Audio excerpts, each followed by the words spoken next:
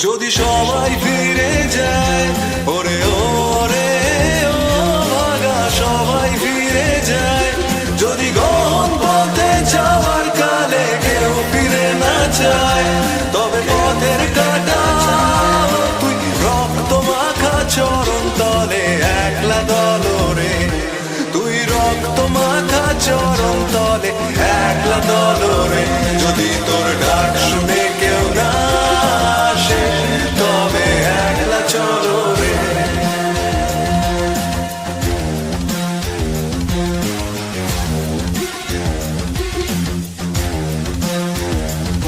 যদি আলো না ধরে, ওরে ওরে ও ভাগা আলো না ধরে, যদি ঝড় বাদলে আধার রাতে দুয়ার দেয় ঘরে, তবে বজ্রানলে আপন বুকের পাঁজর জ্বালিয়ে নিয়ে একলা চলো রে, আপন বুকের পাঁজর জ্বালিয়ে নিয়ে একলা চলো রে, যদি তোর ডাক শুনে কেউ না আসে, তবে একলা চলো রে।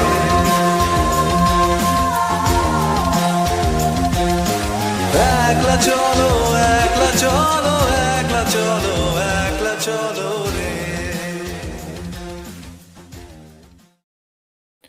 Hi guys, thank you for joining the live stream. Okay, StreamYard has changed some settings again, and that ugly College Street Kolkata font is in front of my face again. Wait, I'll have to check out how to change this.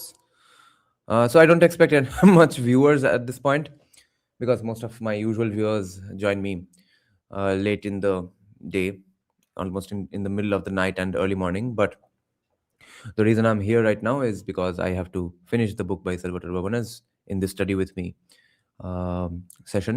I'll go on reading it. You can just do your own work or read and stuff. Good morning, Neon. Oh, you are here. Yes, Rohan Dante. I slept in a matter of speaking, in a way of speaking. I slept in my own way. Yes, netizen Akon. 1:30, by the way, Salvatore Babones' podcast. If you're a member, post your questions in the community tab, where I posted saying, post your questions to Salvatore Babones. It's preferable if you ask questions about the book, Indian Dharma Democracy, or just simply about Indian democracy. Yes, Rohan Dante, happy Tulsi Puja Divas to everyone, and Merry Christmas. Okay, now how to change this BS College Street Kolkata font? Where is it? It's supposed to be in banners, right? Can't find the banners. Let's see if it's in media assets. Why isn't it here? I don't want this in front of my face. It looks so amateur. Oh, fuck. Yeah, brands, right? Why? Style. There. Show display names. Thank God. StreamYard very often keeps changing this stuff. Happy Saturnalia, yes.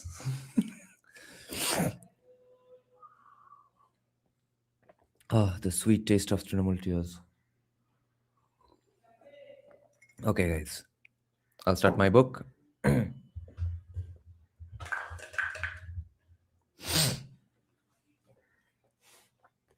And tomorrow, 7:30 p.m., veteran journalist Jaggi Bhasin is coming. And on 30th, as far as I remember,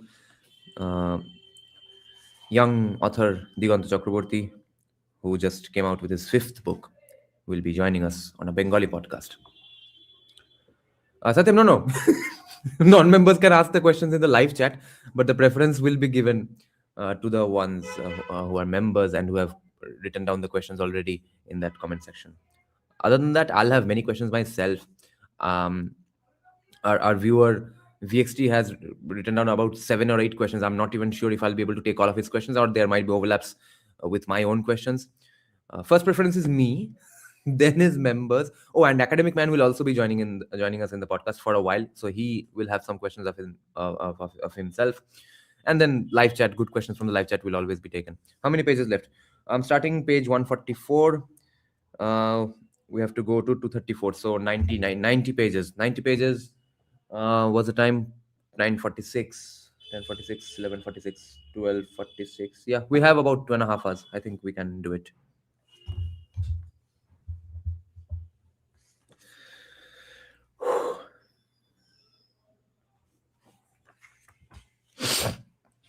You asked me to screenshot a question I asked a while back. Should post it on members only. You can't post a question there. So how do you send it to me? You just remember the question and write it down. Yeah, write it down in that community tab post. The weaponization of bureaucracy, the peculiar results obtained by Pew's global restrictions on religious project. Arise directly from the data that are alive. Pew's two indices. Pew claims to compile data from 19 different sources and constructing their indices, including government documents, human rights organizations, and United Nations reports. But two sources in particular stand out: the annual reports of the United States Commission on International Religious Freedom (USCIRF) and the US State Department's annual International Religious Freedoms reports, which themselves provide the data for the USCIRF reports. Pew's two indices even mirror the structure of the State Department reports, which are divided into sections on government respect for religious freedom and societal respect for religious freedom, corresponding to the GRI and SHI respectively. As it happens, all 37 of the sample codings provided in Pew's inaugural 2009 Global Restrictions on Religious report were based on citations to these two sources, and these two sources are concerned overwhelmingly with allegations of discrimination against Christians. It should come as no surprise that these US government sources would be highly politicized and overwhelmingly focused on the treatment of Christians. Both the USCIRF and the Department's Office of International Religious Freedom were created by the International Religious Freedom Act of 1998. According to the New York Times, the act was passed to meet the demands of the Christian persecution movement, which succeeded in framing in international religious freedom debates around the persecution of Christians, despite the fact that what outsiders often label Christian persecution is often a complex brew of racial, economic, political, tribal, and religious rivalries. Writing in the Christian Science Monitor immediately after the act was signed into law, a retired chief of staff of the Senate Foreign Relations Committee explained in straightforward terms that it represented special interest political work, special interest political, special interest politics at work. The interest groups in question being mainly evangelical Christians. Brilliant observation, guys. We have to talk about this on the podcast as well.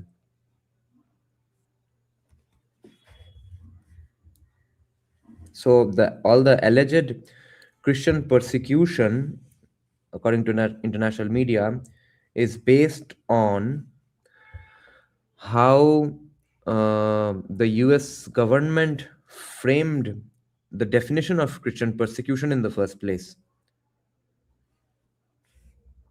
The International Religious Freedoms Act of 1998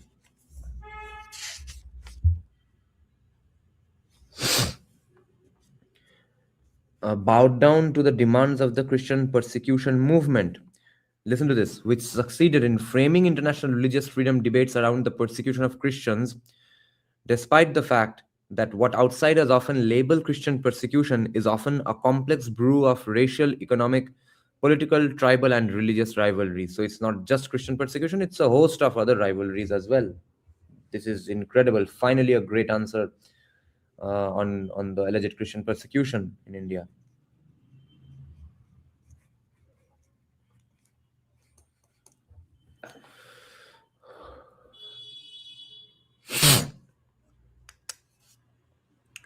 Such special interest pleading is on full display in the US State Department's International Religious Freedom Reports on India. For example, the 2020 reports published in May 2021 documented 20 specific attacks on Christians, 7 on Muslims, and 5 on Hindus.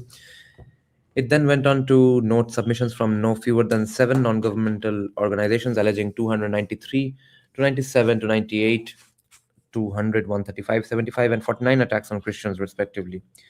When documenting government restrictions on freedom of religion, the report highlighted the fact that 10 of the 28 states in the country have laws restricting religious conversion. Freedom to proselytize is a characteristically Christian concern, one that is not shared by adherents of most other religions. As the report notes, India's laws prohibit conversion by force, allurement, inducement, or fraud, restrictions that do not, at face value, seem unreasonable. And it doesn't seem unreasonable, according to Salvador Babones, the restrictions on forced conversion, guys. Which bike would be your dream bike? The ZX10R. The report also treats state laws against the slaughter of cows as a challenge to religious freedom. This too reflects an American cultural bias. To put things in perspective, many US states prohibit cat, dog, or horse slaughter, not because these animals are sacred to a majority of the country's population, but for no better reason than that many Americans like to keep these animals as pets. In addition to political biases, the Pew methodology also suffers from population size biases, reporting biases, and biases arising ironically from true religious pluralism existing in a free society. In particular, listen to this, many of Pew's questions ask whether or not a particular infringement has ever occurred, not how often they occurred. For example, one of the SHI questions asks, were there physical assaults motivated by religious hatred or bias? Obviously, at least one such incident must occur somewhere every year in every country of the world. Amusingly, the most recent Pew report found that there were no religiously motivated assaults at all in Afghanistan or in such troubled countries as Azerbaijan, Eritrea, Gabon, Mauritania, Turkmenistan, and Vanuatu. What country is this? In India, a multi faith country of more than 1.4 billion people with an English language media that is free to report on religious conflict, the surfacing of at least one such incident in every year is inevitable. But the main problem with the GRI and SHI is that they rely disproportionately on highly politicized US government sources. In the early years of the indices, those sources, all that accusation of Western propaganda doing, or at least affecting these indices, these reports, are all in fact true. And Babones proves these things. Vanuatu is in Oceania, it's a small country.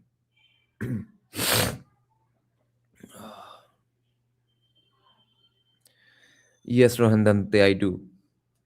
Interests of Christian conservatives.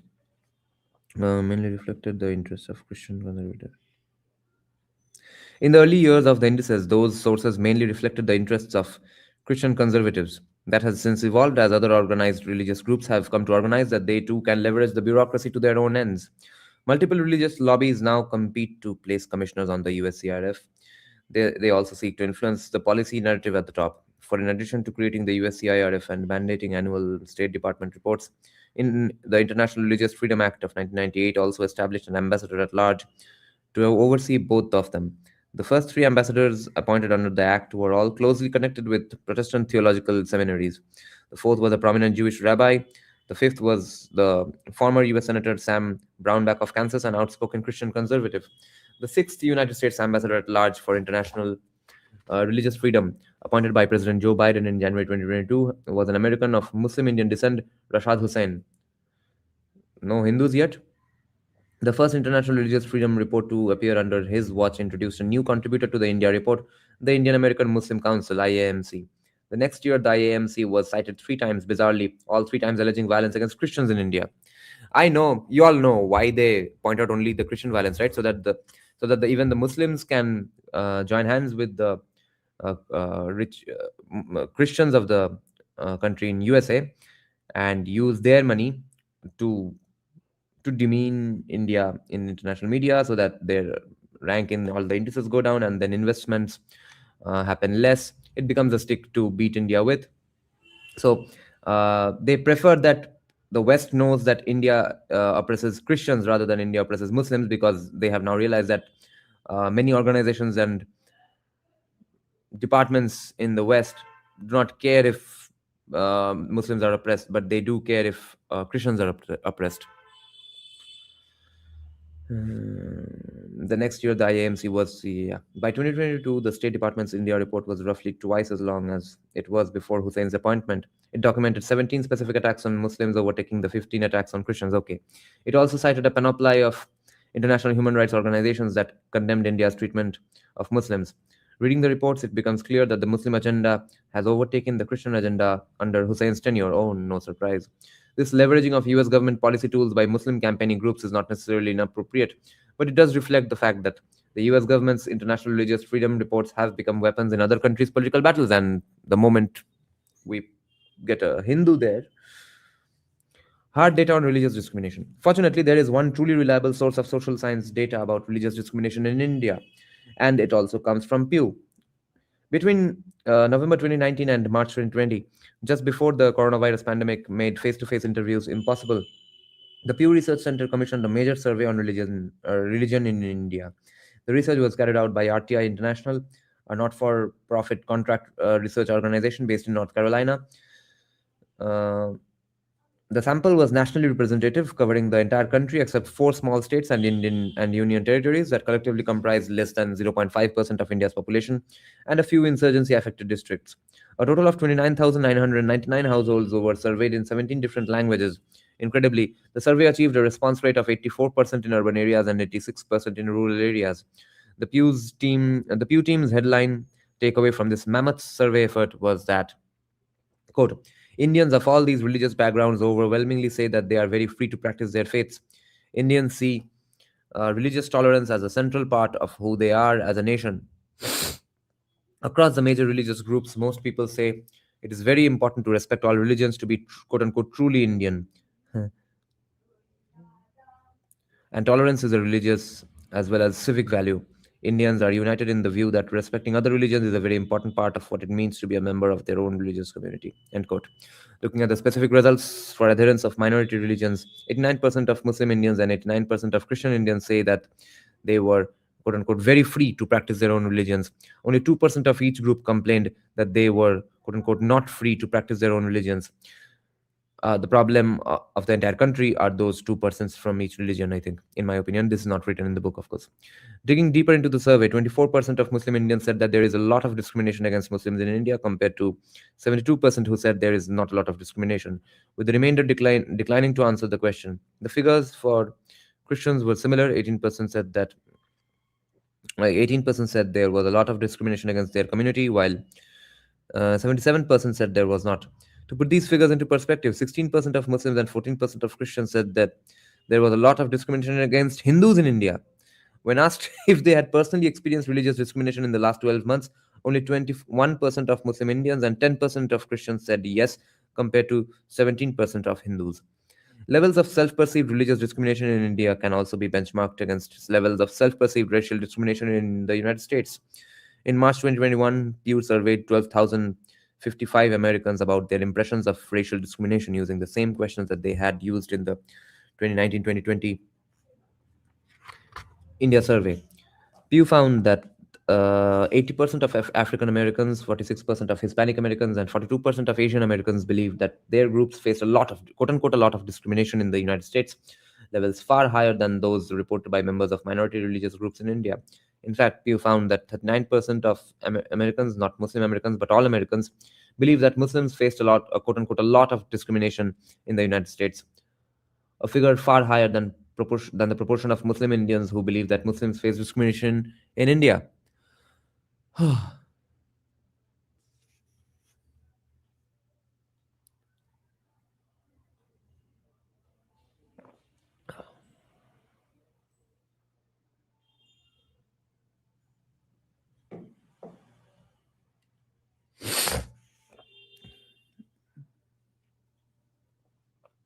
Even allowing for possible cross-cultural differences in many Even allowing for possible cross-cultural differences in survey responses, it seems clear that self-perceived levels of religious discrimination in India are dwarfed by levels of racial and religious discrimination in America.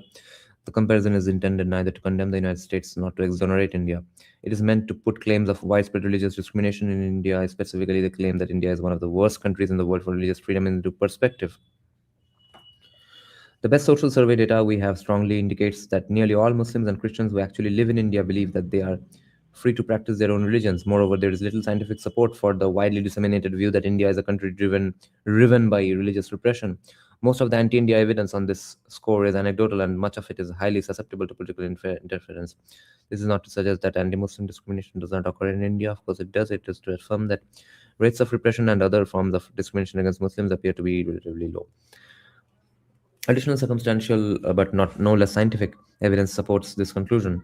For example, although the 2019-2020 Pew surveys found that adherents of every major religion in India considered intercommunal violence to be a major problem in the country, the adherents of all major religions rated unemployment, corruption, crime, and violence against women to be bigger problems. Muslims were not particularly more likely than members of other religious communities to be concerned with intercommunal violence, expressing slightly higher concern than Hindus and Christians, but less concern than Sikhs. Similarly, when Indians were asked, less than Sikhs, how much Khalistanism has penetrated the minds, imagine that. Similarly, when Indians were asked whether or not politicians should have influence in religious matters, 59% of Muslims said yes, second only to Hindus at 64%. This strongly suggests that Muslim Indians are more likely to see government as a force for preserving their religious rights than as a force of repression. An overwhelming 99% of Muslim Indians report being quote unquote proud to be Indian, 95% of them quote unquote very proud. Please note that my comment of OSF being connected to Pew is completely wrong. I did a bit of research. Your source is not connected, but Gates Foundation is. Okay. But OSF is connected to VDEM, right?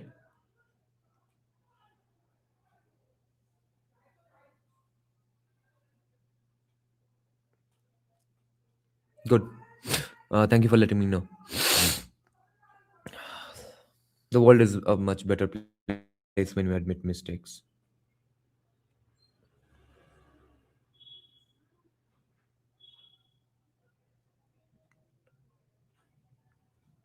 This is not the profile of a country where Muslims face widespread and systematic religious persecution, nor do socioeconomic statistics show much evidence of discrimination against Muslims in India. Unlike African Americans, whose average levels of income and wealth are far below national averages, Muslim Indians exhibit economic outcomes that are roughly similar to those of majority Hindus, especially after adjusting for the regions of the country in which they live. In terms of specific indicators, a 2022-2023 large sample survey conducted by the Indian think tank Price found that the average incomes of Muslim families, including government benefits, are 99% of the average incomes of Hindu families. Moreover, government survey 99% of the average incomes of Hindu families. Moreover, government survey data shows that Muslim households are slightly more likely than Hindu households to fall within the country's top two wealth quantiles. Muslim households are slightly more likely than Hindu households to fall within the country's top two wealth quantiles.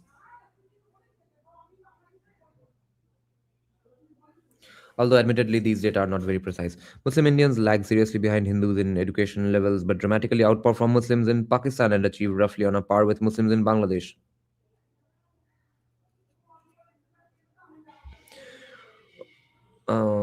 Interesting. Listen to this line. Muslim Indians lag seriously behind Hindus in education levels but dramatically outperform Muslims in Pakistan and achieve roughly on a par with Muslims in Bangladesh. So Muslims in Bangladesh are the most educated lot in this entire subcontinent. So Dhaka University is pretty awesome then. Only at the very top is there strong evidence of Muslim disadvantage in India, with Muslims being severely underrepresented among corporate executives and super wealthy. But what about their overrepresentation in music and the entertainment industry? Although he's talking about democracy, so that doesn't matter. But we will have to ask him this.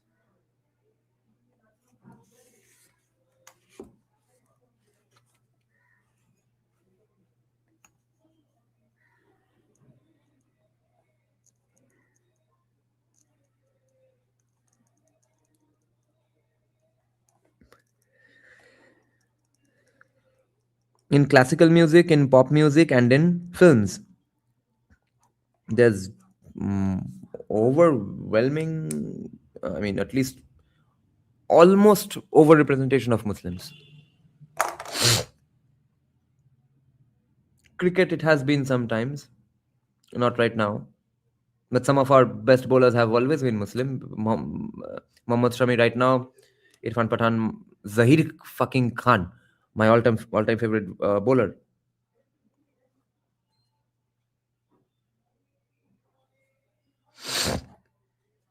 We've had a Muslim cricket captain.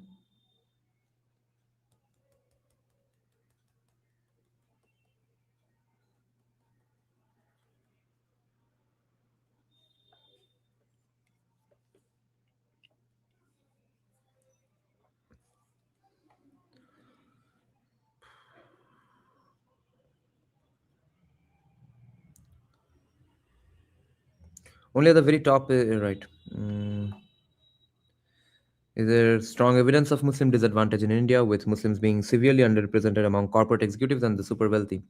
This last difference and the relative.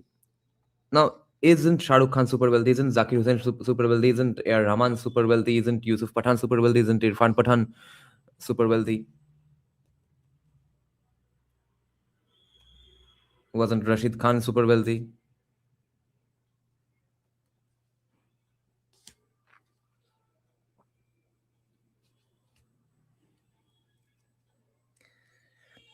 This last difference and the relative lack of Muslims among the national intelligentsia. Oh my god. Javed Akhtar is super wealthy, Farhan Akhtar is super wealthy, and they are in the intelligentsia. But lack, I think, proportional to the population, no? Can reasonably be attributed to the lasting effects of elite family migration during the process of partition. Yeah, somewhat, but I think it's proportional representation. If the Muslim population is allegedly 15%, then I think there is 15% Muslims in art and culture and intelligentsia.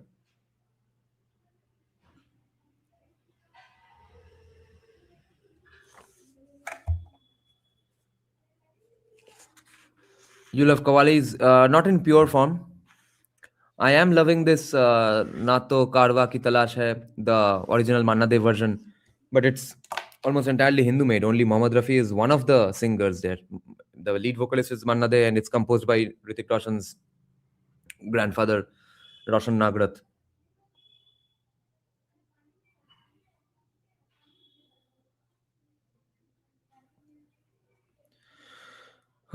Reasonably be attributed to the lasting effects of the elite family migration during the process of partition. शाश्वत सचदेव क्या genius है सोचो कि वो एक ना तो काड़वा की तलाश है एक सॉन्ग तोड़कर दो गाना बना लिया धुरंधर में.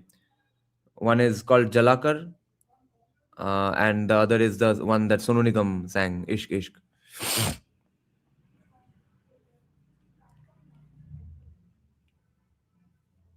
Controversy surrounding Muslim immigration into India. Less scientific but nonetheless persuasive evidence that levels of anti-Muslim discrimination in India are much more moderate than human rights advocates claim can be found in population movements. India is bookended by the Islamic republics of Bangladesh in the east and Pakistan in the west. Bangladesh in particular has roughly the same level of national income as India as a whole and border states of India that are substantially poorer. Yet illegal Muslim migration from Bangladesh into the neighboring states of India as well as to the national capital region surrounding Delhi has caused major political unrest in India. The situation is complicated with illegal Hindu migration from Bangladesh likely representing a much larger and also controversial proportion of the flow, and the statistics are murky. Although extravagant claims about hordes of Muslim Bangladeshis living illegally in India flourish online, in the press, and in parliamentary debates, the true numbers are fundamentally unknown. Nonetheless, it is certain that a politically relevant number of Muslim Bangladeshis have chosen to live and work illegally in Hindu majority India rather than remain in Bangladesh. That is to say, enough to substantiate the inflammatory rhetoric of both populist politicians and human rights activists. This was true even before the 2024 political unrest in Bangladesh. There are no reports of Muslim Indians moving in the opposite direction. There are no reports of Muslim Indians moving in the opposite direction. The direction of migration flows is a blunt indicator, and it does not rule out the possibility of serious discrimination. For example, in Western Europe, there are large inflows of Muslim migrants despite obvious discrimination against them, but in the European case, economic incentives arguably serve to override the deterrence effect of potential discrimination. Yes, what freedom of speech is there in Qatar, Doha, which are uh, Doha or Oman, Bahrain? These places are filled with Indians. Indians who complain about freedom of speech and all sorts of freedoms in India do not give two shits about the lack of freedoms in those Muslim countries because they get a job. Singapore, Indonesia, Malaysia. So money overrides every fucking thing. Money overrides pollution, AQI, freedom, everything that they pretend to crib about, they pretend to have a problem with. They do not actually care. Not just Indians, no one in the history of mankind. Speaking of Hrithik Roshan, oh my god, Hrithik Roshan has been such a disappointment. Who would have thought he would be such a big disappointment in this? Doesn't like Dhurandar's politics. What is the state of Urdu music or Urdu fusion music such as Urdu Bengali? You follow those? There's no such thing as. Oh, you don't mean Urdu Bengali. I thought you meant Dobhashi stuff. So the only Urdu stuff I follow is whatever Pakistani classical fusion music that goes on, mainly Mekal Hassan band and nothing else really. And in Bangladesh, there's a Coke Studio, but more than their Coke Studio, I like something else. It was a quasi Coke Studio thing. Coke Studio came much later, but there's a composer arranger called music producer called Kaushik Hossain Taposh. He came up with a project called Winds of Change, where all sorts of musicians from all over the world have taken part to perform for him. He does the arrangements. From Papon to the greatest of guitarists in the world, all Shivamani, best of musicians from Bollywood, from Kolkata, everywhere. My favorite drummer in the world, Marco Miniman, has played there. My favorite guitarist, Guthrie, I think, has played some parts. Ridu Shaw, probably the best guitarist in the country right now, a young guy from Kolkata. Mohini De, one of the best bassists in the world right now, another young Bengali girl. So that project was incredible, and that guy is on exile. He has ran for his life and left the country because he allegedly used to be a big Awami League supporter. And unless Sheikh Hasina comes back, he's not coming back to the country and not doing Winds of Change. If you listen to Winds of Change, you won't like any Indian Coke Studio or Bengali Coke Studio. Winds of Change is a world apart.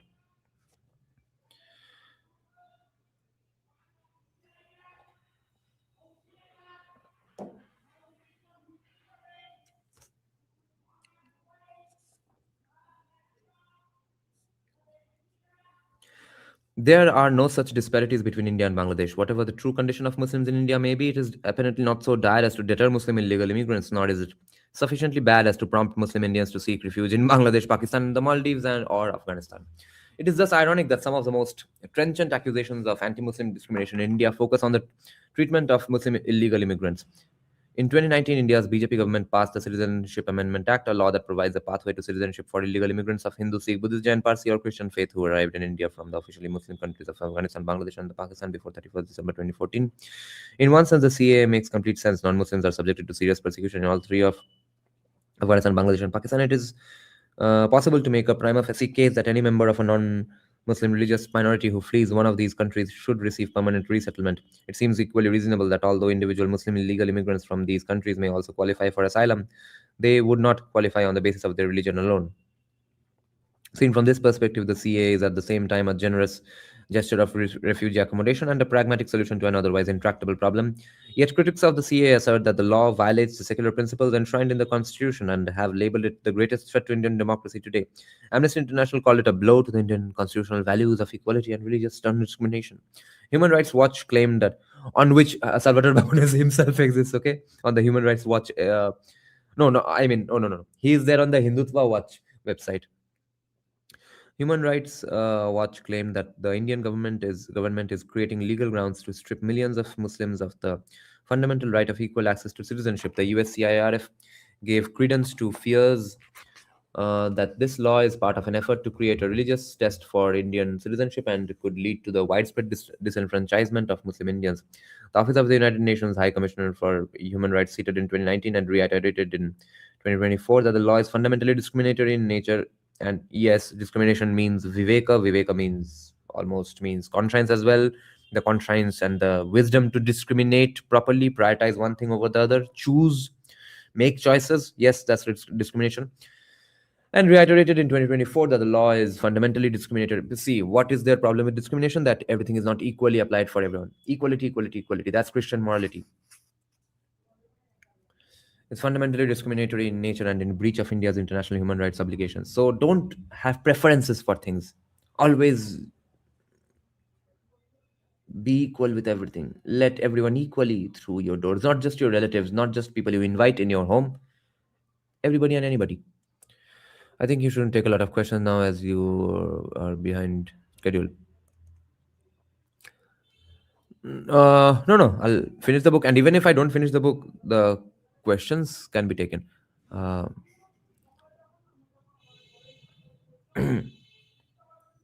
Because after all, it's at 1:30.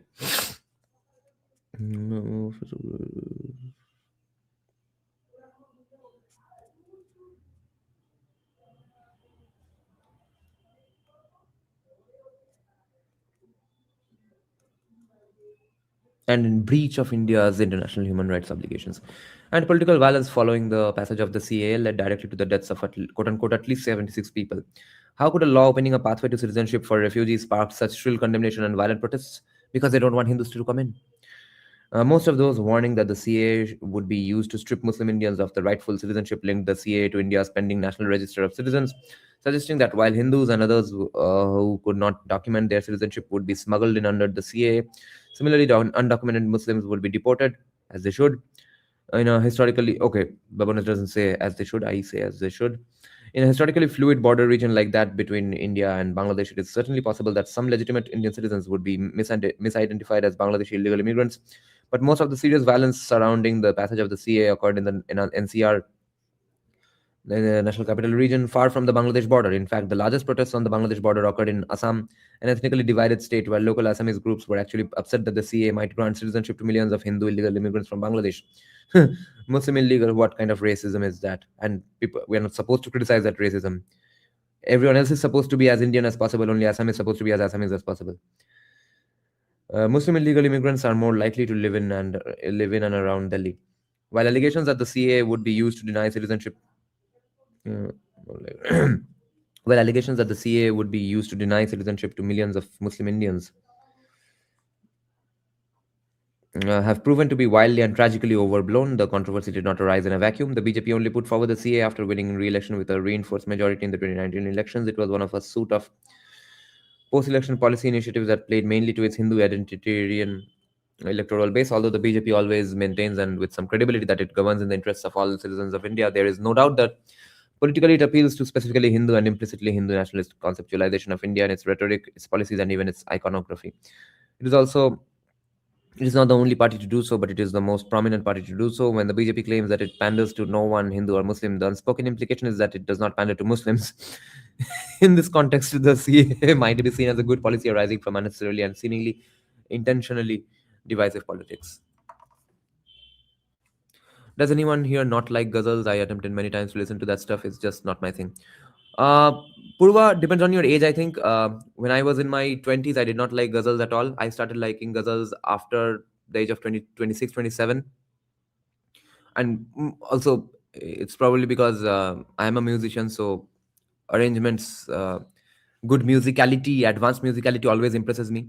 Like jazz would be disliked by most people on the earth in the history of mankind, but I've begun to like jazz more and more again from after I was 25 and 26. So that's when your prefrontal cortex is fully formed and you are more wise.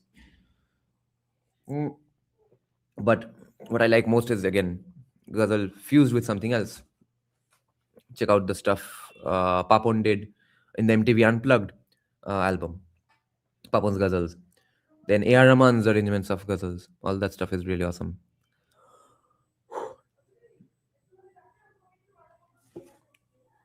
And I like Jagdish Singh stuff as well. My mom is a huge Jagdish Singh fan, so I've been listening to that stuff all my life, but I've began to like them in my late 20s.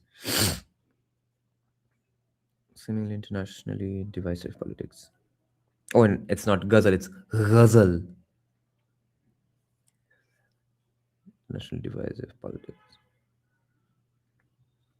Hate speech, segregation, and social exclusion. Muslim Indians are not going to be disenfranchised by the Modi government, and the available empirical evidence strongly suggests that Muslims do not face high levels of overt discrimination in India, but Muslim Indians do experience endemic hate speech, widespread residential segregation, and obvious social exclusion. Hate speech incidents are widely reported, and since they are eagerly picked up and publicized by an active critical media ecosystem, the Center for Study of Organized Hate, a Washington based NGO, claimed to document 668 hate speech events targeting Muslims in India in 2023. The absolute number is meaningless in the absence of comparative data. And the report takes a very wide view of what qualifies as hate speech. Oh, yeah, of course. Durandar is hate speech, of course. Probably. More than 20% of the. Yeah, if you put Arfa Khanam on these. On the boards of these agencies, then everything is hate speech. Uh, and the report takes a very wide view of what qualifies as hate speech. More than 20% of reported incidents were committed by just 5 people, lol. But some of the incidents cited presented clear attempts by Hindu, often BJP politicians, to gain favor by inciting anti Muslim hatred. Most incidents of anti Muslim hate speech by public figures in India involve local politicians and low level operatives. For example, one state level BJP parliamentarian told a crowd, I want to tell the Landias, circumcised Muslims involved in love jihad, that they are already cut in half and we will cut them. Salvador Rahman is actually has written down that, I think, and we will cut them in whole. End quote. This particular politician was suspended at the time, but the fact remains that the BJP tolerates Islamophobia within its ranks and arguably uses such less prominent figures as cat's paws in order to maintain plausible deniability for party leaders. And not only the BJP, some of the most extreme Anti-Muslim hate speech comes from politicians in regional parties, including Christian parties, including Christian parties. And if only he discussed the hate speech of Trinamool. So hate speech is done by Christian parties as well, according to Salvatore Pamanas.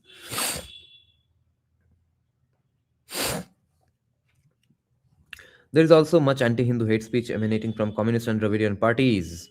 Although anti-religious hate speech is illegal in India, and 95% of Indians say that to respect all religions is important to be truly Indian, the use of provocative language to leverage religious animosities is widespread in political campaigning. Inevitably, the brunt of these attacks falls on Muslims. Hate speech of communists, the kistis for bourgeoisie, etc.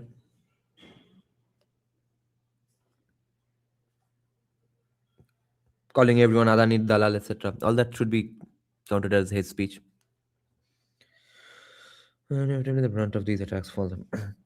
Intercommunal animosity is facilitated by the high levels of residential segregation between Muslims and adherents of other religions in India. It is difficult to study residential segregation by religion because the relevant census data required to do so are not made available to researchers. The topic is simply too sensitive.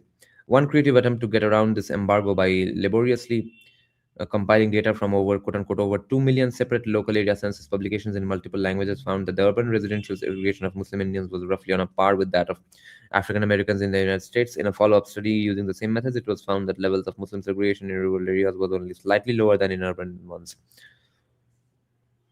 Even these results may understate the situation, since Muslims and others may reside in the same census enumeration area but still live as very separate lives. Yes, separate lives is inevitable because, after all, one worships a particular god and the other eats that particular god, kills, chops up, fries that god, bleeds it to death, and then eats up that god. So, how the fuck are these two people supposed to live together as neighbors? In 2024, Hindu residents of a public housing complex in Gujarat filed a complaint opposing the allocation of a unit in their community to a Muslim family. The petition was dismissed, but the point was made. According to the 2019-2020 Pew Religion in India survey, 36% of Hindus said they would not be willing to accept a Muslim as a neighbor, despite the obvious political incorrectness of giving such an answer. A further 5% refused to answer the question. On the same survey, only 16% of Muslim Indians said they would not accept a Hindu neighbor. Yes, because they don't eat pork. In fact, Muslim Indians are much more accepting of Hindus as neighbors than they are of Christians, Sikhs, Buddhists, or Jains. That may simply reflect the fact that Hindus, who make up 80% of the population in India, are in effect the default neighbor. Viewed more optimistically, it might represent an openness amongst most Muslim Indians to be included in the national mainstream if the implicitly Hindu mainstream will have them. Not really.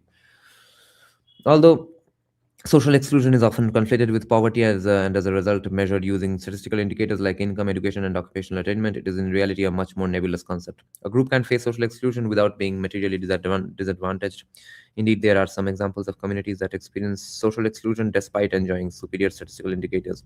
For example, even though Asian Americans have far higher average levels of income, education, and occupational attainment than most other Americans, they are underrepresented at all levels of American politics as well as in the military and intelligence services. Representation is only a blunt indicator of social exclusion, but it makes the point. Even statistics on residential segregation don't reveal how often people make friends with their neighbors or how their neighbors feel about them. The reality of social exclusion is to be found in the subtle ways people are othered, made to feel excluded from the national mainstream, or simply not included at all. Well, all this applies for the non-Brahmins, Vaidyas, Kayasthas of Bengal as well. In an attempt to capture the elusive essence of social exclusion, sociologists often turn to representation in film. This method has particular relevance in India, where Muslim actors generally cannot be distinguished from Hindu ones on the basis of physical traits, but Muslim characters are immediately identifiable on the basis of their names. That's the situation of Muslims in Indian film is different both from that of African Americans in Hollywood, who are easily identified visually, and homosexuals in Hollywood, who are identified only if they out themselves behaviorally. Muslim actors are widely believed to be substantially overrepresented in India's dominant Hindi language film industry, Bollywood. Holy shit! So our counter argument is actually addressed. This is called honest scholarship. This is called scholarship from a well-meaning, well-intentioned, honest actor in the discourse guy. Although it is difficult to find any exact numbers, yet despite the plethora of Muslim actors, there are reportedly very few films based on Muslim protagonists. Where characters are represented as being Muslim, they tend to be stereotyped as Muslims facing challenges arising from their Muslimness, instead of being portrayed as ordinary Indians who happen to be Muslim. Yes, that's that's that's the fault of comedy directors. The supposedly negative portrayal of Muslim Indians in Bollywood films is a common trope of critical social science, one perpetuated by the strategic selection of films to analyze and the conflation of Pakistani with Muslim in the analysis. Obviously, in any Indian film portraying conflict between India and Pakistan, the enemies are bound to be Muslim. The real evidence for Muslim social exclusion isn't that separatists and terrorists tend to be portrayed as Muslim, or even that when Muslim actors play action heroes, their characters are often scripted as Hindu. Much more indicative of the social exclusion of Muslim Indians is the fact that when they are visible, they tend to be portrayed as Muslims dealing with Muslim issues in a majority Hindu country. Social exclusion means that the Muslim Indian is the quote unquote other. Whether that other is good or bad is less relevant than the other is a than that the other is a person marked out for special treatment distinct from the expectations that apply to the rest of society. Yeah. New subchapter begins in the institutional aftershocks of partition. Whew.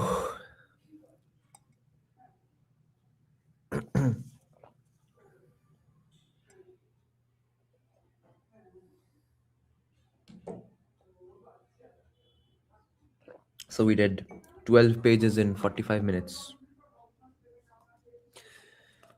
The institutional aftershocks of partition. The separation of Muslims from the mainstream of Indian society is not only... How long is this subchapter? No. I will take a bit of a stretching and tea break and come back in 5 minutes, guys. So 45 minutes of Pomodoro.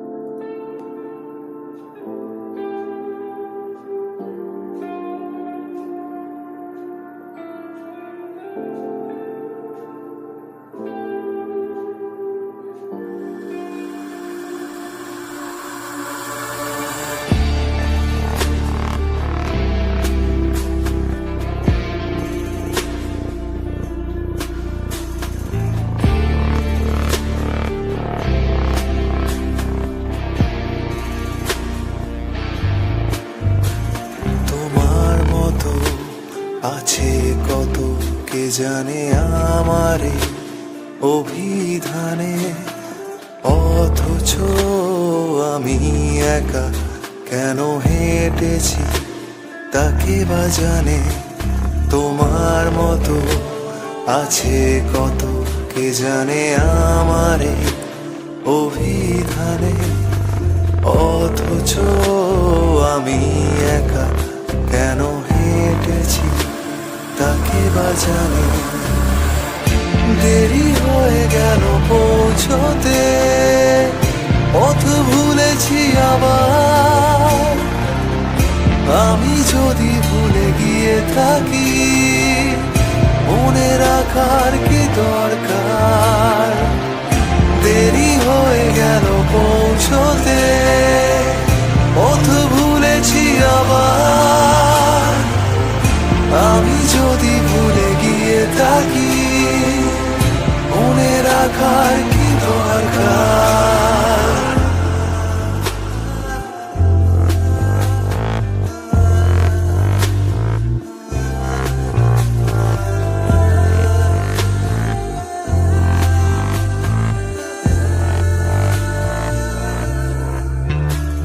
এ হাওয়াতে যদি দিই মিশিয়ে গানে, তাতে কোনো ক্ষতি হয়তো সরে গেছে আমার পায়ের তলার মাটি। এ হাওয়াতে যদি দিই মিশিয়ে গানে, তাতে কোনো ক্ষতি হয়তো সরে গেছে আমার পায়ের তলার মাটি। আরো দূরে চলে যাব আমি, শুধু তোমার দিকে, যেখানে পথ মিশে গেছে শুধু তোমার চোখে। আরো দূরে চলে যাব আমি, শুধু তোমার দিকে,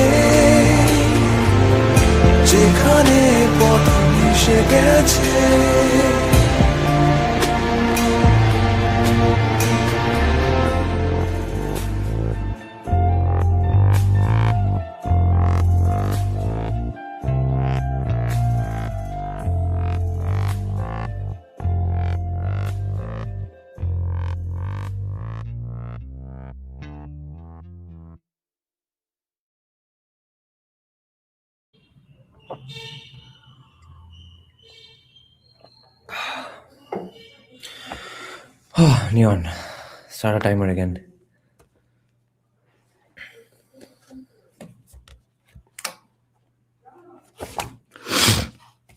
The institutional aftershocks of partition. The separation of Muslims from the mainstream of Indian society is not a matter of physical segregation and social exclusion. Oh, is not only a matter of physical segregation and social exclusion. One of the biggest barriers to full social inclusion of Muslims in India may be the persistence of colonial era Muslim family laws under which, holy shit, he blames it to Muslim personal law. He does not blame just Hindus for it. Nice. Fuck. Okay, the biggest criticism of Salvatore Babanas that many were making were probably made by people who had not read this section. And as was I. Great.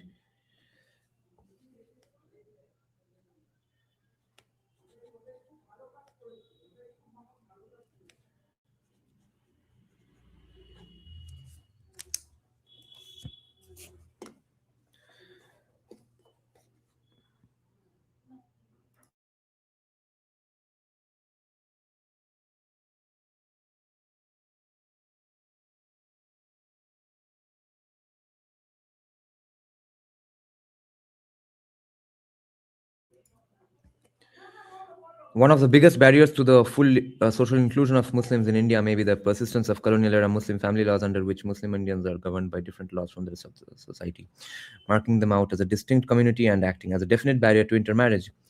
When Jawaharlal Nehru reformed India's family laws in the mid 1950s, he exempted Muslims and Christians from the new civil codes, applying a terminology that echoed the pre independence Hindutva rhetoric of Veer Savarkar and the early RSS. Nehru's Hindu Marriage Act, Hindu Succession Act, Hindu Minority and Guardianship Act, and Hindu Adoptions and Maintenance Act applied only to Hindus, Jains, Buddhists, and Sikhs. Decades later, the INC still opposes the modernization of India's Muslim and Christian family laws. This opposition is widely viewed as a political sop to the patriarchal Muslim religious establishment. It is inherently contradictory to argue that Muslims are equal citizens of India while at the same time maintaining that they require special and inherently regressive family laws. At the time of the passage of the Hindu Code Bill, the RSS argued vehemently against them, but the organization's affiliated political party, the BJP, later came to embrace the principle that India should have a uniform civil code, rebadged by Narendra Modi in August 2024 as a secular civil code. Whether this change of heart was born out of a newfound commitment to secular liberal principles or out of petulant resentment over the loss of the traditional Hindu family laws, it has always been good politics. The BJP rightly argues that a uniform civil code for people of all religions would be a fulfillment of the Indian Constitution's aspiration that the state shall endeavor to secure for the citizens a uniform civil code throughout the territory of India and a boon to Muslim women. Meanwhile, critics of the BJP consider its advocacy of a uniform civil code to be a cynical anti-Muslim dog whistle to its voter base. Either way, the lack of a uniform civil code clearly reinforces Muslim otherness in India. Lack of a uniform civil code clearly reinforces Muslim otherness in India. It also ties the image of Muslims in India to regressive social policy and family practices. India is the world's only liberal democracy where Muslim men are entitled to preferential treatment over Muslim women in divorce, inheritance, and child custody. In making a legal distinction between Muslims and other citizens of India, it perpetuates the logic of partition and encourages the continuing characterization of Muslim Indians as forming a separate political community within India. Indeed, much of the literature on Muslim underrepresentation in Indian politics focuses on the wide dispersion of Muslim voters throughout India, which results in a relative lack of Muslim majority electoral districts. The implicit logic is that Muslims form a separate community that should be represented by Muslims, the same logic that led to the creation of Pakistan. The representation of Muslims in independent India's politics has always been low. Muslim candidates won only 4.4% of the parliamentary seats in India's 2024 national elections, and the BJP has not had a Muslim member of parliament since it took the reins of government in 2014. But levels of Muslim representation were similarly low in the INC heyday of the 1950s and 60s, when Nehru could have placed as many Muslim members into the parliament as he pleased.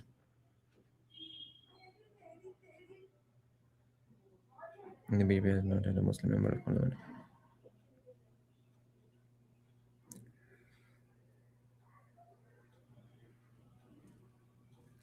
In the 2024 elections, 38% of Muslim Indians reported voting for the INC, implying that Muslims accounted for more than 25% of all INC votes.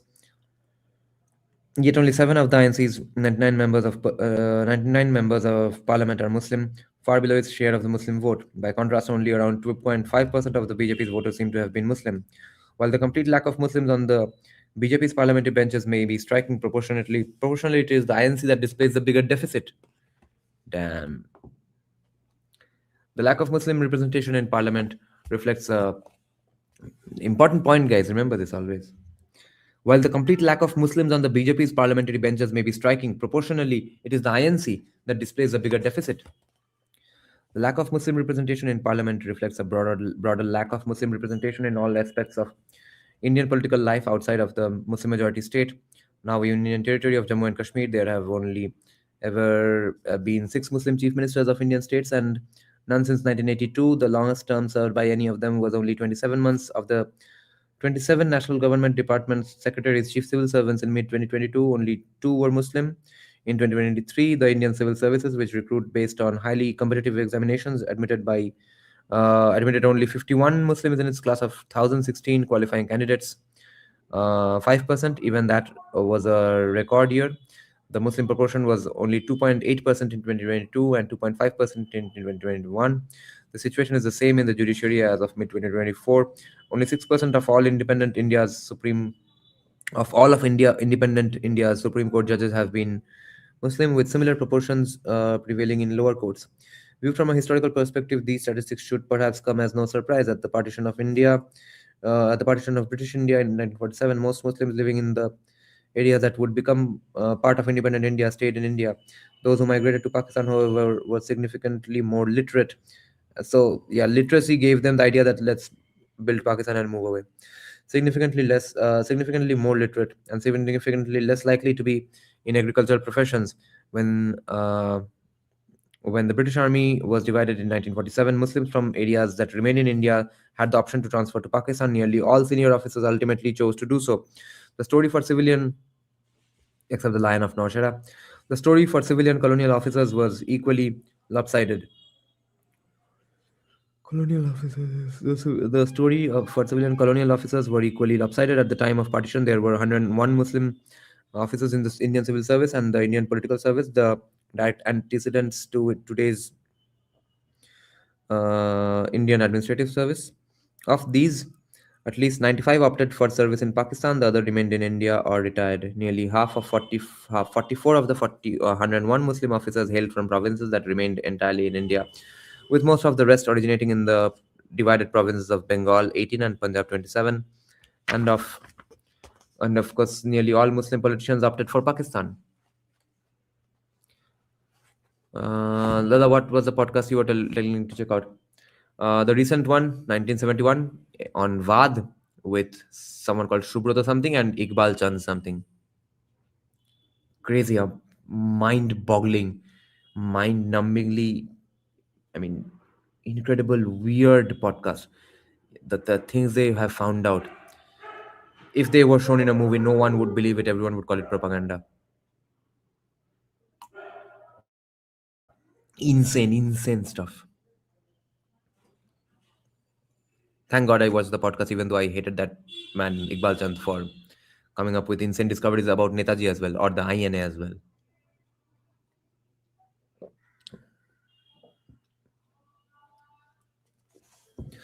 Thus, although independent India remained roughly 10% Muslim after partition,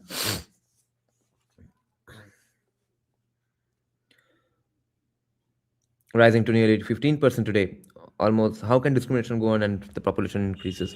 Almost the entire Muslim political class had left the country. Many Muslim business families may have stayed, but the Muslim intelligentsia left, even those who lived in places like Delhi, Bombay, and Madras, far from the borders of the new states of Pakistan.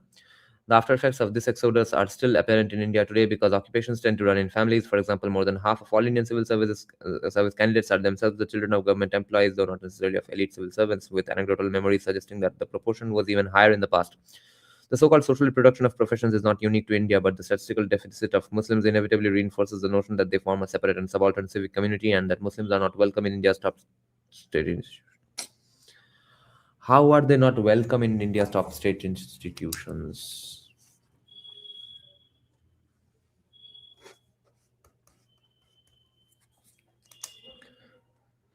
Excuse me.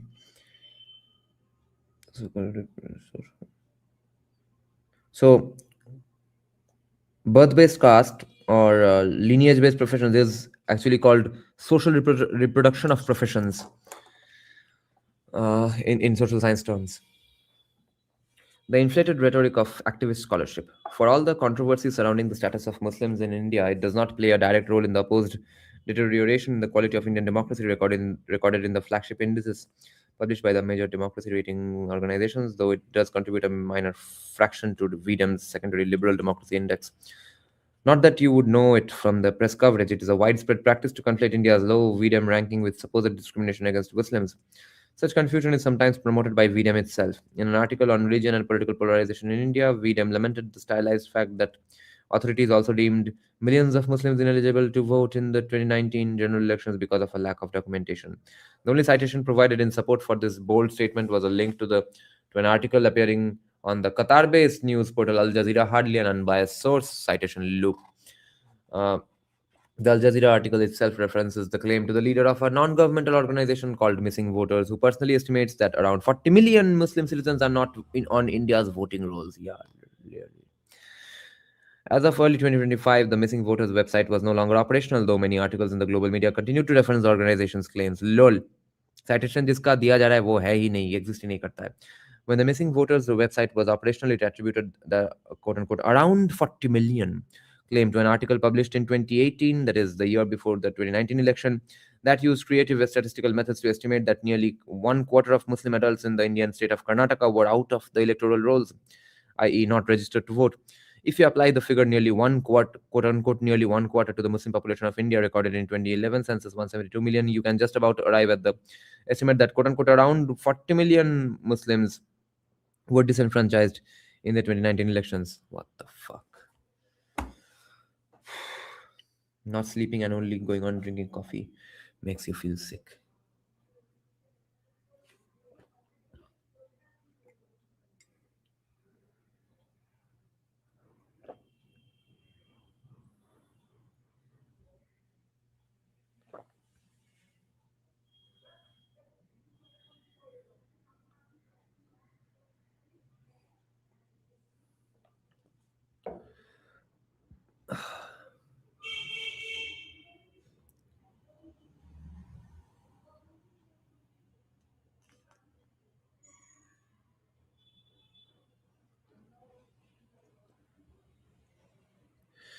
Even this figure is derived from a single study of highly questionable validity. The study relied on the extraction of data from scanned paper documents, finding that households in Karnataka with identifiably Muslim names matched with voter registration records at lower rates than households with non-Muslim names.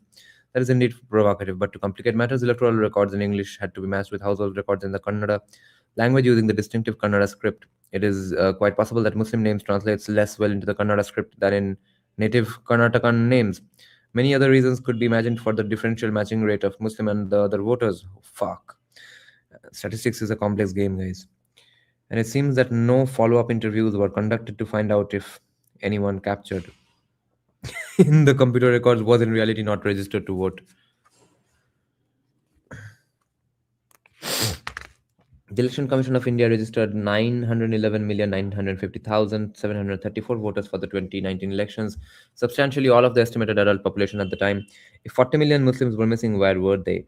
After every election, scattered reports emerge of people who went to vote but were denied a ballot. That said, 40 million people would certainly be missed, especially when they are members of a highly politicized minority. Much of the literature on the status of Muslims in India follows the same formula. Serious social problems get lost amidst a forest of inflated claims, inflammatory rhetoric, and manufactured grievances. Shrill warnings like the assertion that the country is teetering at stage 8 persecution with the indicators of stage 9 extermination of the 10 stages of genocide becoming more and more visible are worse than ridiculous. Wash, rinse, and repeat, and it's not long before a liberal democracy has been turned into an electoral autocracy. Extreme and often mendacious claims are everywhere to be found in relation to the status of Muslims in India.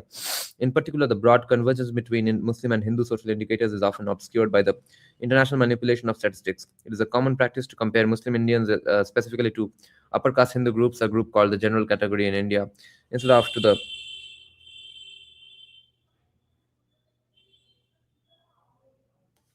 instead of to the Hindu population as a whole.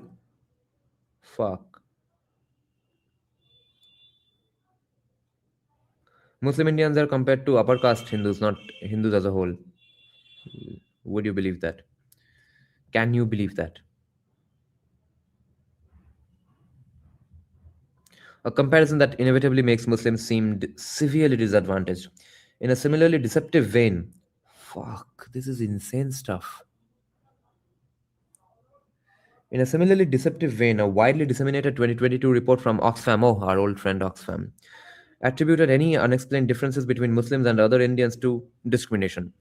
Even non-statisticians can tell that the Oxfam results are flawed when they read that discrimination accounted for 21.9% of the difference in employment levels between Muslims and non-Muslims in 2018-2019, but only 3.7% of the difference in 2019-2020. Either discrimination against Muslims virtually disappeared in the middle of 2019, or the entire analysis is meaningless. Nor are such shenanigans limited to social activists. Academics engage in them too. For example, India's highly respected Center for Study of Developing Societies conducts large-scale surveys of the electorate before and after every parliamentary election, the National Election Studies (NES). In the 2024 post-poll questionnaire, they asked the provocative question, quote, "Some people believe that Muslims are treated unfairly by the state authorities, while others say that they are treated just like any other citizen of India. What is your opinion?" End quote. Shockingly, 43% of Muslim Indians agreed with this proposition. A study based on the survey interpreted this to mean that Muslim Indians experience a quote-unquote deep sense of insecurity. This study went on to warn that, quote, 54% of the Muslim respondents consider that they are not as safe as any other citizen in the country, and 11% of them say that they are not safe at all. This perception stands in stark contrast with those of the Hindus, whatever their caste, who appear in a rather complete denial of the Muslims' condition. 60% to 62% of them claim that Muslims are equally safe. This must sound truly alarming to people with no training in survey methodology. Any properly trained social scientist would realize that these figures mean very little in the absence of comparable data for Hindu and other Indians. It is very likely that many Hindu Indians similarly feel that they are treated unfairly by state authorities and that they are not as safe as others. If in fact, well, I am a Hindu who thinks the West Bengal government does not treat me fairly. If in fact the NES had asked these questions of Hindus and large majorities had answered yes to both, this likely would have been presented as evidence of Hindu majoritarian chauvinism. The narrative would have been that Hindu Indians bought into the Islamophobic narrative that their Muslim neighbors were dangerous criminals being shielded by an overindulgent state. Careful, skeptical, objectively minded social scientists know better. Better than to take statistics like these at face value. The sad reality is that when it comes to India, many social scientists are not objective. They have transformed themselves from academics into advocates. Salvatore Babon is back to his scathing criticisms.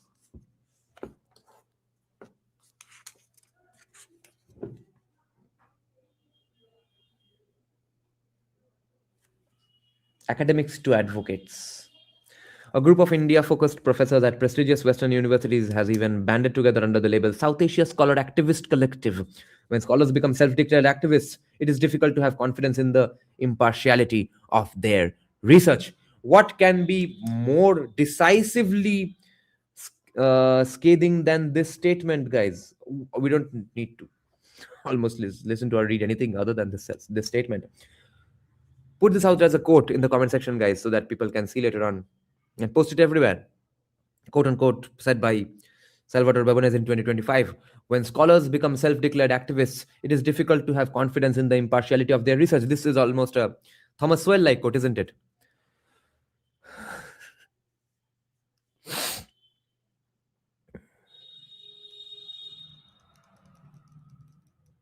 New subchapter is beginning, nationhood as a work in progress. Wait, I will order some cigarettes before that. Cigarette smoking is injurious to health, guys. Smoking causes cancer. Let me order a bit of cigarettes. I can't function. Not sleeping and going on drinking coffee and reading social science research is fucking my mind.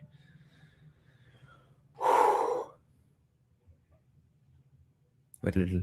And I'll be keeping an eye on the comment section as well.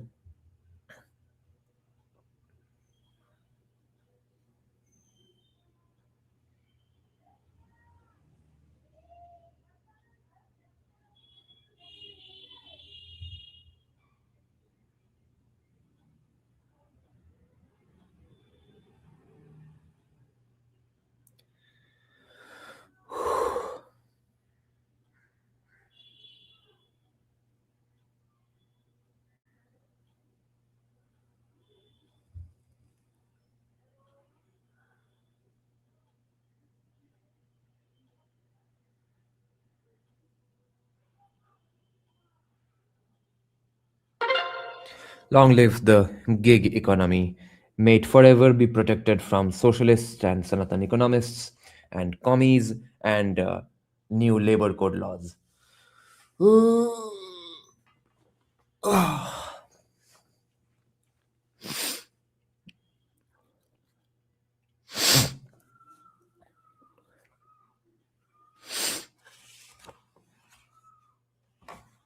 shit, my phone is in silent mode. I won't know if my gig economy bro arrived or not.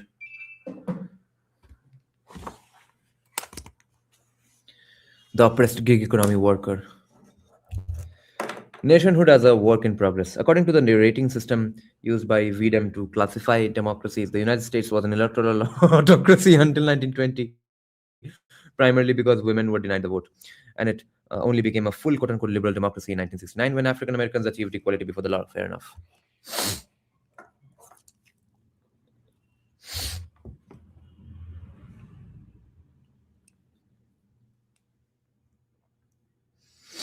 Such labels are easy to ridicule. After all, by the criteria laid down by VDEM, the archetype of all Western democracy, ancient Athens, would have been classified as a closed autocracy, on a par with its arch rival Sparta.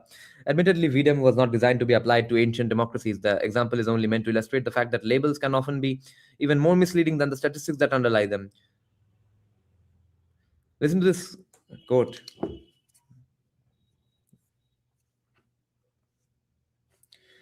Labels can often be even more misleading than the statistics that underline them. Beautiful, beautiful. By any mainstream dictionary definition of the term, the United States has always been a liberal democracy. The problem is that for nearly 2 centuries, it was a liberal democracy that excluded substantial sections of the national community from full participation in the democratic nation. The relative lack of participation of Muslim Indians in India's national community is reminiscent. Is it reminiscent? It's reminiscent, right? Reminiscent of the situation of African Americans in the late 20th century. Like African Americans in the United States, Muslims have full civil rights in India. In fact, they have always had full civil rights. But unlike African Americans, Muslim Indians have not yet been brought into the country's national mainstream. How? This is the line that Babonis keeps saying. Black representation in entertainment is equivalent to Muslim representation in entertainment in India. Scholars, journalists, Muslim politics, Muslim president, although a rubber stamp, Muslim real president in black real president in America. Let's see if he argues this case. But I will mark this, and this is going to be one of the main questions we ask to Governors G today, of course.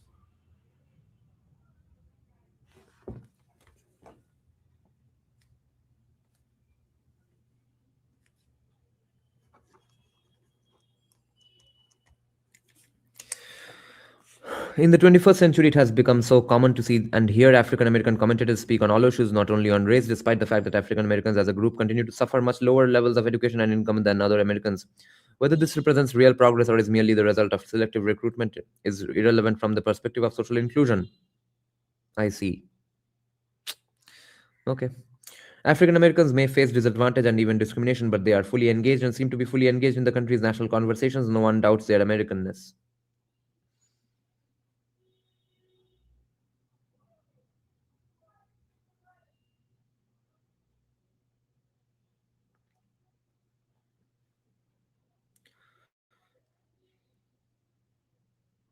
The same cannot be said for the Indianness of Muslim Indians. In Pew's 2019-2020 religion in India survey, 81% of Hindu Indians said it was important to be Hindu in order to be truly Indian. Perhaps even more, 81%. Holy shit! Perhaps even more concerning, 44% of Muslim Indians agreed. Unfortunately, corrosive attitudes like these are promoted by politicians on all sides.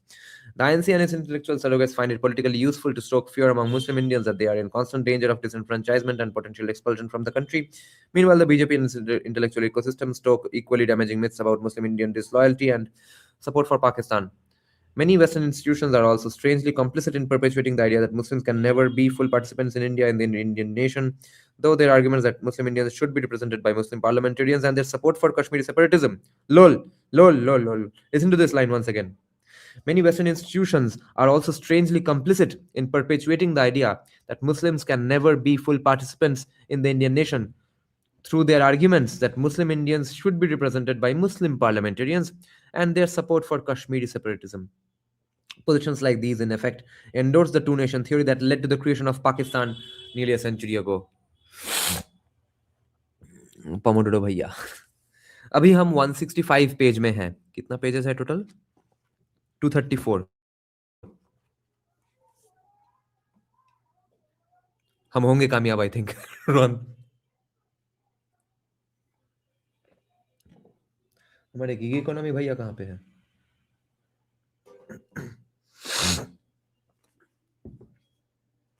Ultimately, however, neither India's politicians nor the international human rights community can tell people what to think. The challenge must be taken up by Indian society, and first and foremost by Hindu Indian society. Nope, we are done thinking. In a country that is 80% Hindu, Muslims will never experience full social inclusion unless Hindus actively work to invite them into the national mainstream. Ho gaya. Done.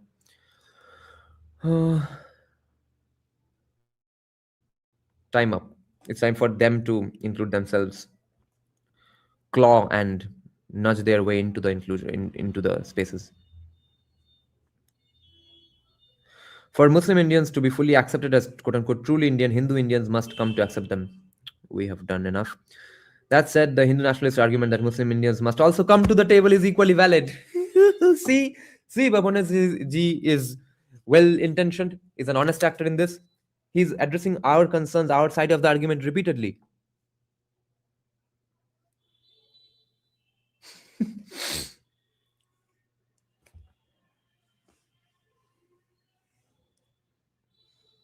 Brilliant. तो भाई Salvatore जी को गाली देना बंद करो भोसड़ी वालों. If you all have not read the book completely, you all won't know that he has actually addressed our concerns. He's saying it's a valid concern. He's not even saying that, yes, there is that argument, but it's horseshit. He's saying the Hindu nationalist argument that Muslim Indians must also come to the table is equally valid. The dogmatically liberal position that Muslim Indians bear no responsibility to prove their loyalty is morally incontrovertible but sociologically illiterate. After all, Hindu Indians cannot be forced to welcome Muslim neighbors or even to have Muslim neighbors at all. Pragmatically speaking, if Muslim Indians want to be accepted into India's national mainstream, they have to take positive steps to join it, guys. I don't know if we can even now criticize them or bring up that point about, sir, why did you say Hindus are to be blamed or insinuate that Hindus are to be blamed for the exclusion of Muslims? We cannot anymore now after he writes this paragraph. So everyone who has made that criticism of Salvatore Babones has not read the complete book, you see. Fuck these retards. This should be the quote that goes viral from this book. And without reading this section, people have been calling him wolf in sheep's clothing.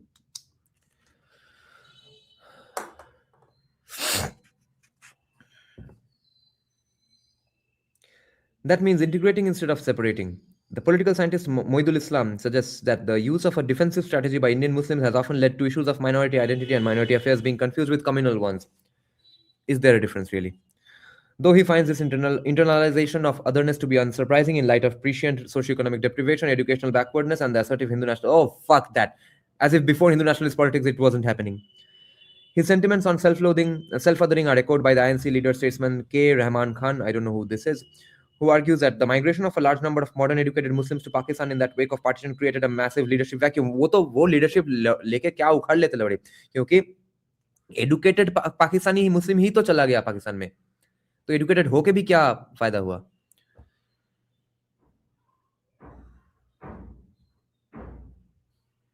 Okay, my gig economy bro is here. হ্যাঁ দাদা এসে গেছেন? হ্যাঁ আসছি. Wait, we will have a smoke now after this beautiful passage. Oh no, the chapter is about to end in 1.5 pages. We will complete that and I will have a very bad smoke which can cause cancer. Do not ever smoke, guys.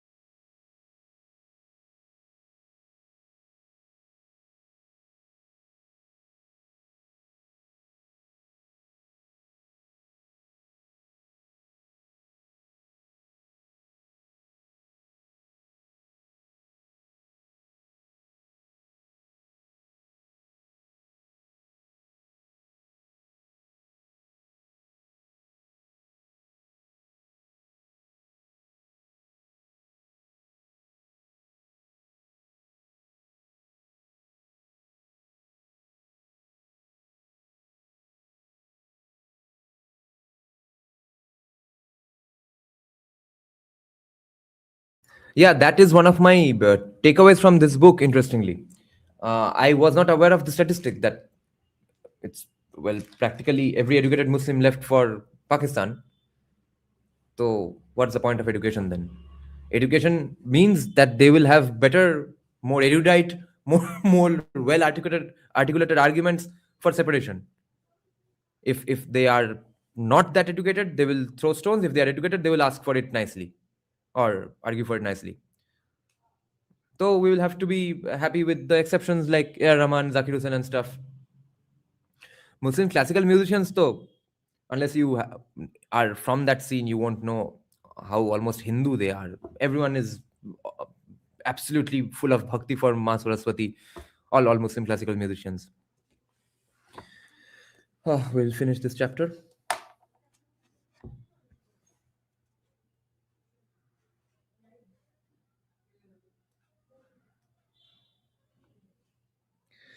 K. Rahman Khan, who argues that the migration of a large number of modern educated Muslims to Pakistan in the wake of partition created a massive leadership vacuum, and that those who remained never worked out a roadmap of how to work together with other communities and how to live amicably with them in a plural society. Well said.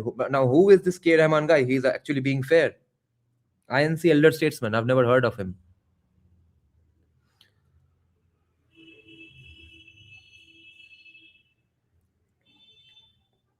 Khan believes that promoting positivity rather than merely denouncing negativity is the best route to greater Muslim integration into Indian society. Yeah, that's what I do personally. I always talk about A.R. Rahman and stuff, but it has to come from Muslims themselves. Both Islam and Khan, in their own ways, distinguish between Muslim Indians who want to be free to practice their own religion while otherwise participating fully in the Indian mainstream, and Muslim Indians who aspire to live separately in parallel Muslim only habitats. Although neither would deny the right of individual Muslims to choose the second option, both doubt the wisdom of the entire community taking that course. Islam would like to see efforts to end, meaning Moidul Islam, not Islam the religion. Moidul Islam would like to see efforts to end Muslim social exclusion, focus less on religious identity and more on the socio-economic and political representation. Yeah, because he's a commie. Khan believes that all Muslim children should be. These arguments have to come from religious Muslims, not from commie Marxist Muslims who hate all religions equally. Khan believes that all Muslim children should be exposed to a secular education curriculum. See, this is a much better argument. Well said. Who is this K. Rahman Khan, guys? Anyone heard of him? KRK from INC. Khan believes that all Muslim children should be exposed to a secular education curriculum, even students in religious schools, and that Muslims, on the other hand, Amartya Sen says non-Christian NRIs in UK must study in Christian schools and not have separate Hindu schools and Sikh schools because that fucks with the integrity of the society in UK. Time of podcast with Professor Baban is 1:30 p.m.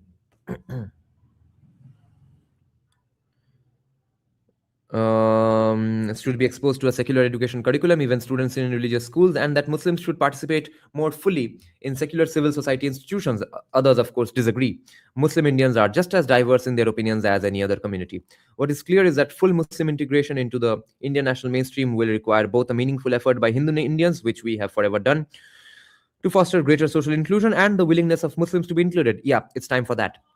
To appropriate a phrase from American history, Muslims can be described unironically as a separate but equal minority community within India. Attributing this othering to the legacies of partition is a partially valid explanation, but a wholly unacceptable excuse. I agree with that. The fact that prior generations of Muslim intellectuals, most of whom left for Pakistan and all of whom are now dead, rejected inclusion in independent India does not imply that current generations of ordinary Muslims should be excluded from full membership in the Indian nation. For India to survive and thrive as a democratic nation, see, the framing is every time seemingly blaming Hindus. That's the only problem here. Although he admits that they are not to be blamed, Hindus alone. Membership in the Indian nation. For India to survive, full membership in the Indian nation. Rejected inclusion in independent India does not imply that current generations of ordinary Muslims should be excluded from full membership in the Indian nation. For India to survive and thrive as a democratic nation state, all parties, domestic and international, will have to accept that all of today's Indians are Indian, regardless of their religion or even of their ancestors' loyalties. History is complicated, non-linear, and often unjust, but it cannot be undone. Page 169 now. What time is it? 11. Shit. 11, 11. So we have about 1.5 hours, 2 hours at max, because I will need at least a 15 to 10 minute break before starting another 3 hour podcast with Salvatore Babones. Oof, now I will have a cancer stick break, guys. Do not smoke. It's injurious, it causes cancer. Okay, let's see. Yes, they have Hindu schools run by, I guess, some ashrams and stuff, and Sikh schools, definitely. Former Rajya Sabha deputy chairman, I see.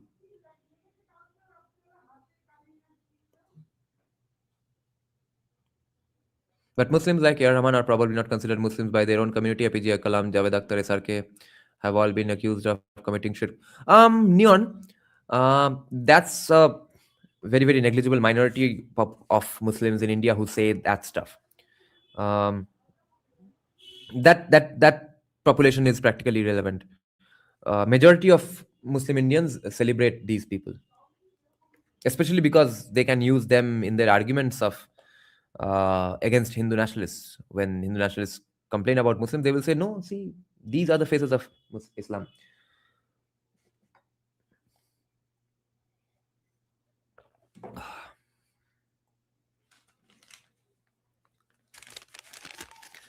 Yes, we have Muslim musicians, full of them in Pakistan. It's not like none of them understand Islam, and only the people who say music is banned in Islam understand Islam. There are different variations of Islam. There are different versions of Islam, including the incredible, brilliant composer arranger Koshik Hossain Taposh, who has created the Winds of Change program in Bangladesh. His Facebook cover pic is full of ayats from Quran. So therefore, it's not my concern about what truly Quran says. I'm not going to teach him Quran. He has learned some version of Quran, and I'm happy with that, because after all, if we are not going to commit a genocide, we will have to uh, accept these interpretations of Quran. Otherwise, what? Wait for all of them to become Hindus or commies and atheists?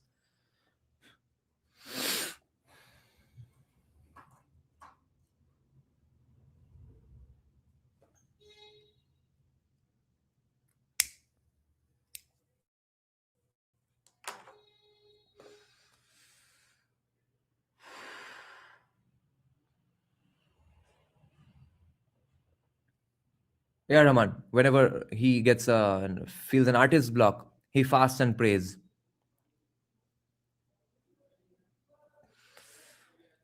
If Kaushik Hossain Taposh's cleric, if A. R. Rahman's cleric doesn't have a problem, I don't have a problem.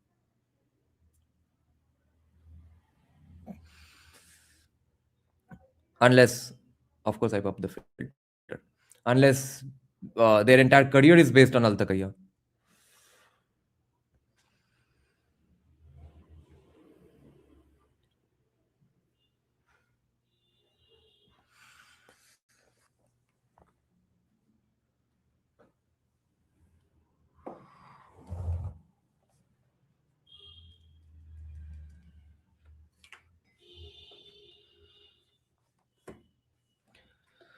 I'm taking back almost everything I said about Dhurandhar, except that it doesn't have the ups and downs of emotions. But music, whatever I said about the music, so definitely I'm taking back, because they are growing on me and further growing on me and further growing on me. It's definitely tough to sing the core tunes and compositions of Dhurandhar, unlike Uri, but it's just very awesome. But still, overall, the entire Uri album was insane. But the Dhurandhar songs apply very well in the film. But if I'm listening to just the album, I skip over a lot of songs. I listen to the title track, that one with Hanuman Kind, that was in the first look. Then I listened to the Roshan Nagrat composition, Na To Karwa. Then I skip over Gehra Hua. although it's an incredible song, if I'm listening to the Dhurandhar album, I listen to it only for the energy and awesomeness. And that one's the romantic song, so I skip it. I skip over the Piya Tu Ab To Aaja, all the old school remakes and stuff, and then skip over to the Diljit songs. Both the Diljit songs are absolutely incredible.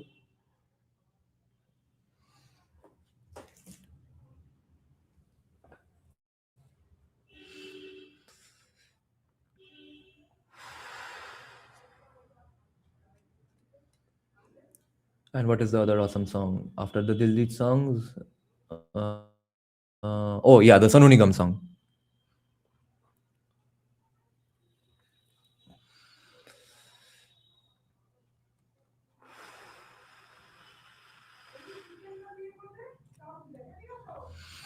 Okay, now I was saying my question is, are they just opportunistic or really think they can ignore big book to make more money doing shirk, praising other false gods other than real ones?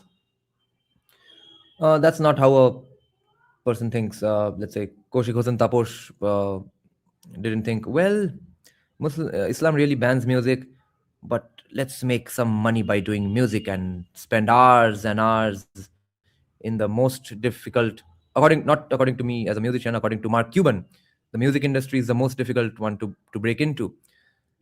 In that industry, they want to break into just to make money while ignoring their religion, while being devout Muslims. No.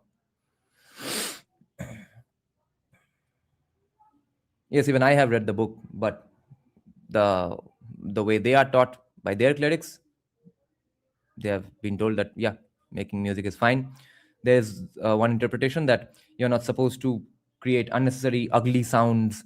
That's what Prophet Muhammad or Allah meant when he said, which is misinterpreted according to them, to mean that you're not supposed to make music.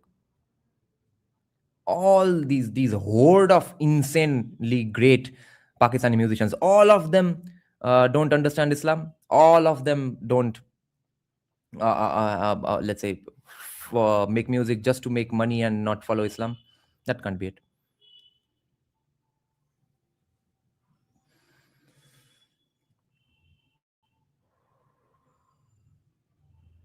No, Neon, you'll have to ignore the classical musicians. Classical musicians, because of their training, are obsessed with Ma Saraswati. They are quasi Hindus. The non-classical Muslim musicians are truly devout Muslims. They're not obsessed over Ma Saraswati, but are fantastic musicians anyway.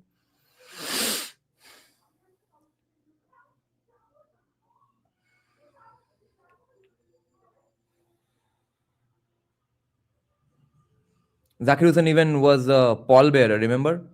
For whom I think Pandit Shiv Kumar Sharma, as far as I remember.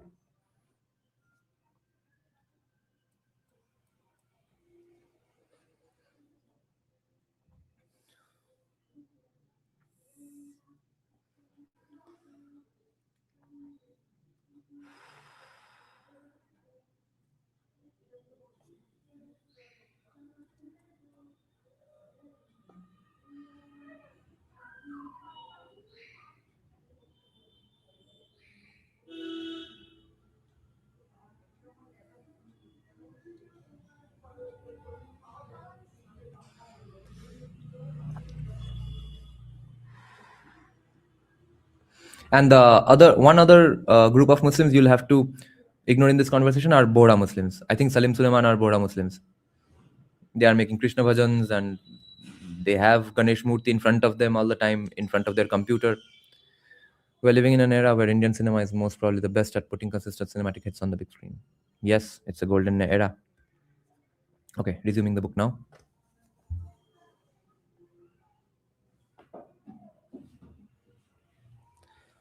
Live stream was whole night. No, I started at 9:40 a.m.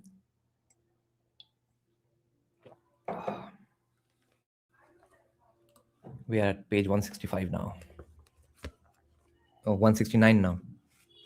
This chapter is called Not Only Toleration. So I guess we are going to talk about Swami Vivekananda now. India has given the world many gurus. For most Westerners, Mahatma Gandhi will immediately spring to mind, though inside India, his reputation as a guru or teacher is often overshadowed by his more substantial and more controversial legacy as a practical politician.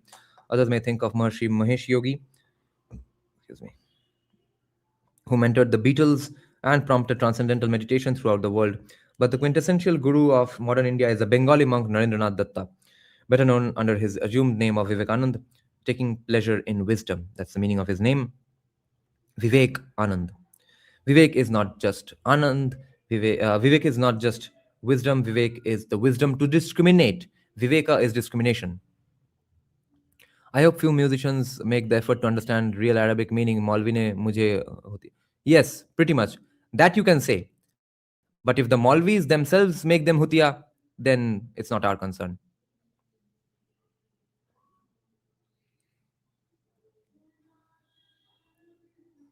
He is customarily accorded the honorific of Swami or Master.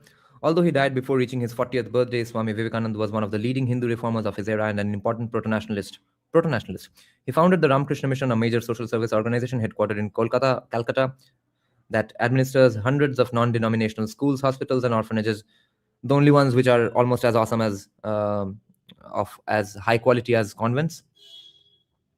Even Mohit Sharma, the guy on whom the Ranveer Singh character is based loosely, was from a convent and from Haryana, and he was very much into rock music and guitar playing and synthesizer playing, and he passed away in 2009. So long back, and see how much therefore Bengalis misunderstand Haryana as well. Earlier name was Vividishananda.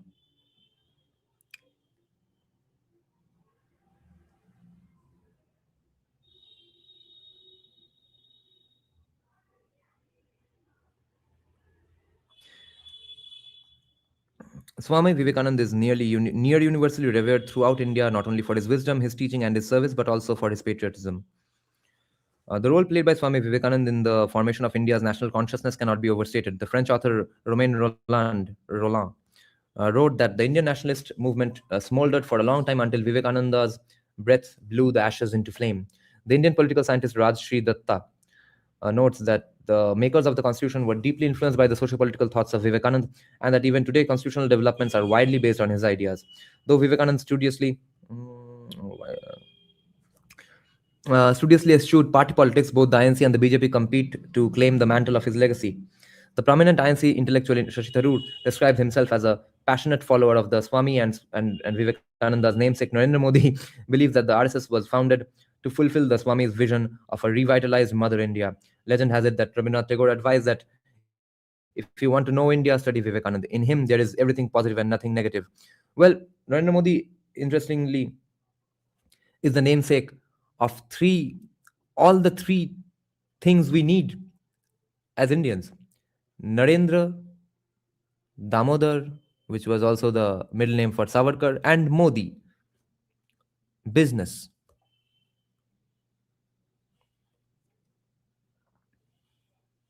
Nobel laureate. Holy shit. In what? For what?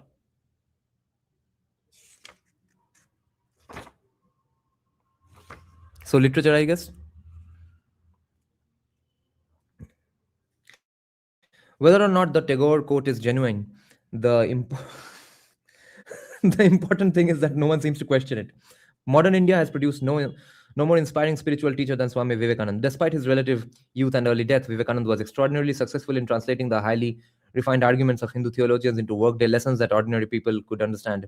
He is also remembered in the United States, where he founded Vedanta societies in New York and San Francisco and influenced a generation of progressive Harvard intellectuals.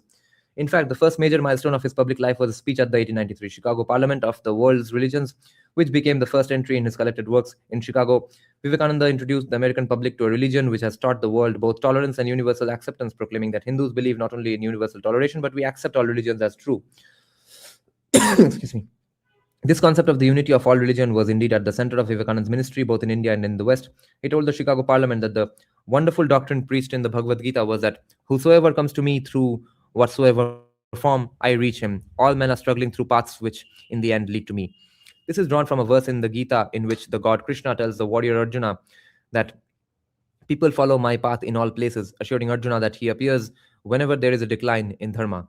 Vivekananda repeatedly stressed this message that different forms of worship ultimately led to the same God, though he was well aware that Muslims and Christians generally did not accept this principle. Of course, Vivekananda did not speak for all Hindus, and many strains of Hindu practice remain parochial and exclusionary to this day. But his message was broadly representative of the thinking and practice of the Hindu reform movements of the 19th and early 20th centuries. Despite his short life, Swami Vivekananda undertook two global lecture tours in 1897 through 1899 and 1899 through 1902. One of his standard lines on these tours seems to have been that Hindus hold that religion embraces all religions. That religion embraces all religions. He emphasized, we tolerate everything but intoleration. Do we now? The problem is Hindus tolerate even in intoleration. In expressing this sentiment, Vivekananda anticipated Western liberal thinking by more than half a century. Philosophically minded readers may recognize in Vivekananda's maxim the seeds of the paradox of tolerance, famously described by Karl Popper in his 1945 book, The Open Society and Its Enemies. Quote, rationalism implies the recognition of the claim to tolerance, at least of all those who are not tolerant themselves. If we extend unlimited tolerance even to those who are intolerant, if we are not prepared to defend a tolerant society against the onslaught of the intolerant, then the tolerant will be destroyed and tolerance with them. Popper went on to claim, in the name of tolerance, that intolerance should be criminalized and like incitement to murder or to kidnapping or to the revival of the slave trade, be placed outside the law. The secular liberal hero would, by this standard, have outlawed much provocative speech and sent many a firebrand Christian or Muslim preacher to prison. And Popper was very clear about this. Quote, I do not imply that we should always suppress the utterance of intolerant philosophies, but we should claim the right to suppress them, if necessary, even by force.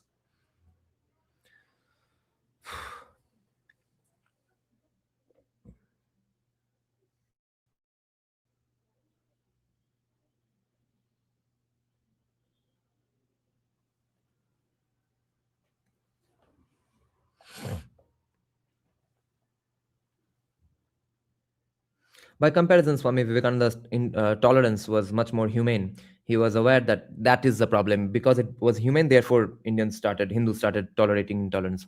He was aware that tolerance could not be imposed on an unwilling interlocutor and sought a more accommodative path toward inclusion.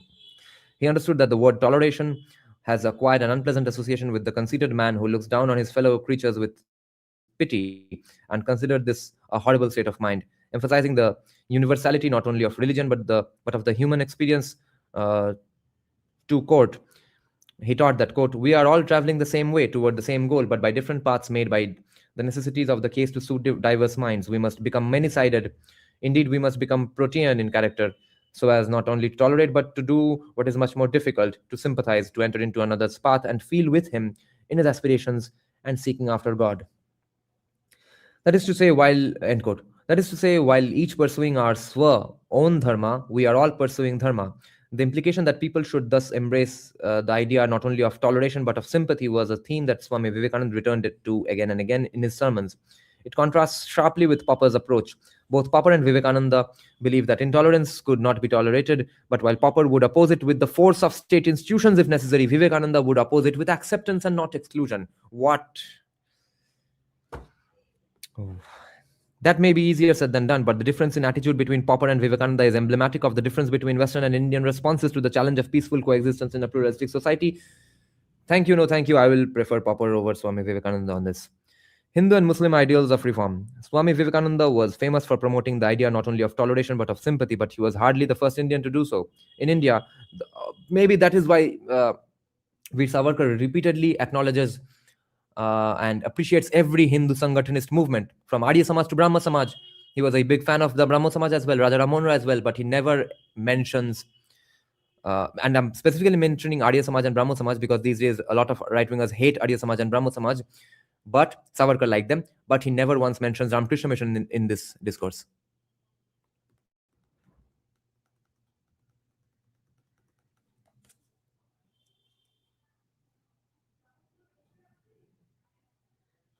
Although he does have nice things to say about Ramakrishna Paramhansa and Swami Vivekanand, he doesn't ever mention Ramakrishna Mission.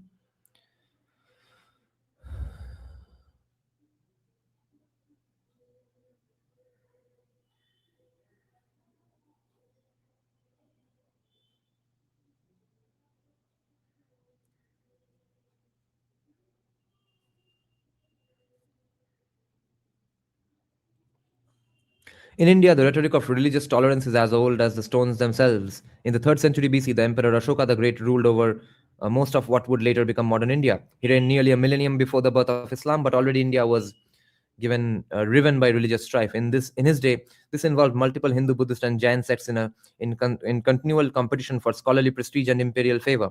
Ashoka sided first with one, then with another, and another one of these sects before adopting a policy of ecumenism, repeatedly citing the gift of dharma, the quote-unquote gift of dharma.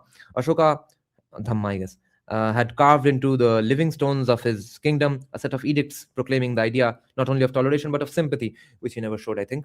The most famous of these edicts, Rock Edict 12, reads in part, quote, "One should honor another man's sect, for by doing so one increases the influence of one's own sect and benefits that of the other man, while by doing otherwise one diminishes the influence of one's own sect and harms the other man's dot dot dot. Therefore, concord is to be commended so that men may hear one another's principles and obey them." End quote.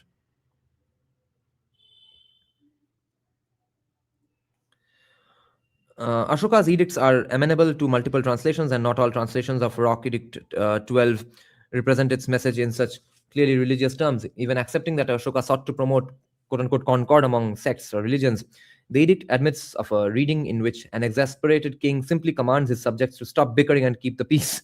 And of course, there is no way to know for sure the extent to which the enlightened rhetoric of Ashoka's edicts was reflected in the actual governance practices of the Ashokan state. Yes, all of these caveats notwithstanding, the important point for understanding modern Indian nationhood is that Indians have chosen to represent the image of a tolerant Ashoka as the very model of ancient kingship. The lion capital of Ashoka is the state emblem of India, and the chakra wheel of Ashoka appears on the Indian flag, but it does not belong to Ashoka, it's of the Mauryan Empire. Savarkar was Arya Samaji? I never heard that. Saurabh Naik, can you confirm? Or Sudeep, if you can give some citations and stuff. He did collaborate with Dayanand Saraswati, but was he Arya Samaji himself? I didn't think he had the time or inclination to be part of any sect.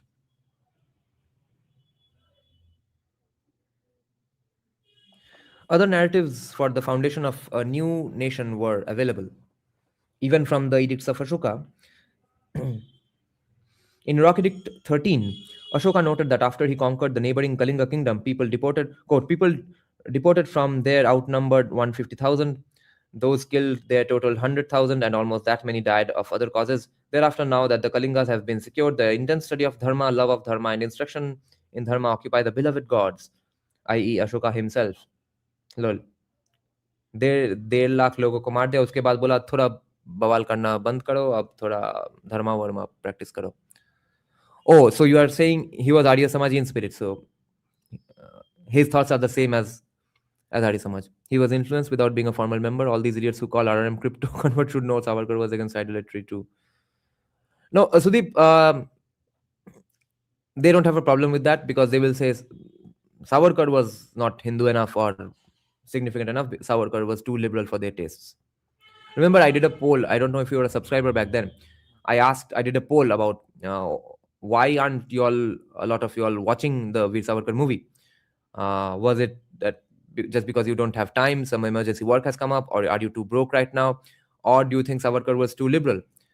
The majority said Savarkar was too liberal and that's why I won't watch the movie. Yes, and they will therefore call RSS Rasul Seva Sangh as well.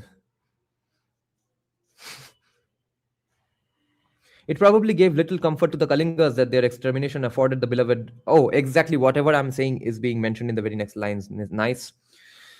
Afforded the beloved of the gods the leisure to focus on the contemplation of dharma. Hindu fundamentalists might have taken from this edict a license to murder for the establishment of dharma. Almost any religious text can be used as the basis for holy war. Hindu Indians chose instead a humane interpretation of their own religion, setting their country on a tolerant course. This was not inevitable. In British colonial India, there were spiritual leaders of all religions who actively promoted religious intolerance, distrust, hatred, and separation, while some even engaged in forced conversion, sanctified rape, and mass murder. Wistful elite memoirs recalling a bygone era of intercommunal harmony in the decades before partition are flatly contradicted by the historical record. During the independence struggle, Muslim League leaders in particular emphatically did not call for religious tolerance. Instead, when the critical moment arrived, they called on their Muslim followers to take quote-unquote direct action against their Hindu neighbors. Obviously, horrific acts were committed on both sides in the cataclysm of partition. The difference is that while the country's most prominent Hindu leaders were publicly pleading for restraint, its most prominent Muslim leaders were vigorously stoking the flames of violence. That too was a choice. There were Muslim reformers in late 19th and early 20th century India who taught religious tolerance and acceptance, not exclusion. The most notable of these was the Sufi philosopher and musician Hazrat Inayat Khan. Sufi philosopher, musician. In many ways, Inayat Khan's career paralleled that of Swami Vivekananda, who was his near contemporary. Both preached the unity of all religions, both embarked on extensive ministries to the West, both died young. Hazrat Inayat Khan paid homage to a succession of religious masters running from Adam through Krishna and Jesus to Muhammad. He quoted parallel passages from the Bible, the Bhagavad Gita, and the Quran to teach that all four were manifestations of one single master, and that it was only through ignorance that people clung to the name, forgetting the true being, insisting that the Sufi in his tolerance allows everyone to have his own path. He concluded that, quote, therefore, the Sufi concerns himself little with the name of the religion or the place of worship. All places are sacred enough for his worship, and all religions convey to him the religion of his soul. I saw thee in the sacred Kaaba, the holy Kaaba of Makkah, and in the temple of the idol also thee I saw. Such liberality, particularly with regard to idolatry, however, never gained much traction in India, and Hazrat Inayat Khan is today mainly remembered in the West. I have never even heard of him. India's most successful Muslim reform movements took a very different turn. The puritanical Deobandi movement, founded in 1866, excluded many Muslims from the community of believers, to say nothing of Hindu idolaters. Among the thousands of fatwas issued by Deobandi scholars were rulings that discouraged social and business intercourse with Hindus and deemed illegitimate the appearance of being Hindu, whether in dress, hairstyle, or the use of brass instead of copper vessels. The Deobandi's fiercest competitors, the Barelvi movement, inspired by the Sufi scholar Ahmed Raza Khan, was similarly intolerant. In 1902, Raza Khan issued a fatwa declaring all those scholars who did not believe in his ideas as devils and heretics.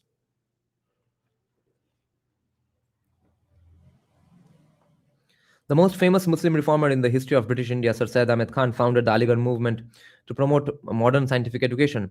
At the center of this movement was the creation of the Aligarh Muslim University, whose scholars provided the intellectual case for the partition of India, spawning the establishment of the Muslim League and ultimately the creation of Pakistan. Jinnah left the bulk of his estate to educational institutions founded by followers of Sir Syed Ahmed Khan, though the Pakistani courts did not allow the portion due to Aligarh Muslim University to be paid out. The university that had played such an outsized role in partition itself ended up in India. Lol. Reform movements like these were never going to form the basis for a tolerant and inclusive post-colonial society and proved difficult to integrate into the mainstream of what was inevitably a majority Hindu nation. Their institutional heirs in India today, organizations like the Deobandi Jamiat Ulema-e-Hind, Council of Scholars of India, its missionary cousin, the Tablighi Jamaat Preachers Society, and the fundamentalist Jamaat-e-Islami-Hind, Society of Islam of India, come across as sullen and reluctant participants in the pluralistic society that is today's India. They publicly express their loyalty to the Indian constitution and quite rightly insist on the legal status of Muslim Indians as equal citizens of the Indian state. But they seem wholly uninterested in inculcating among Muslim Indians the feeling of connectedness and attachment to the nation that the sociologist Jeffrey Prager said was an indispensable prerequisite for democratic stability. So, Salvatore Babones is insinuating that Deobandi teachings are actively opposed to the idea of democratic stability. Fuck. Oh, I need some sleep. The establishment's tryst with history. Finding a place for Muslims in the Indian nation means finding a role for Muslims in India's national story. Muslim Indian civil society has, for the most part, shown little interest in taking up that challenge. Before partition, the overwhelming majority of Muslim Indian intellectuals sought instead to define themselves as Indian Muslims, not as Muslim members of the Indian nation.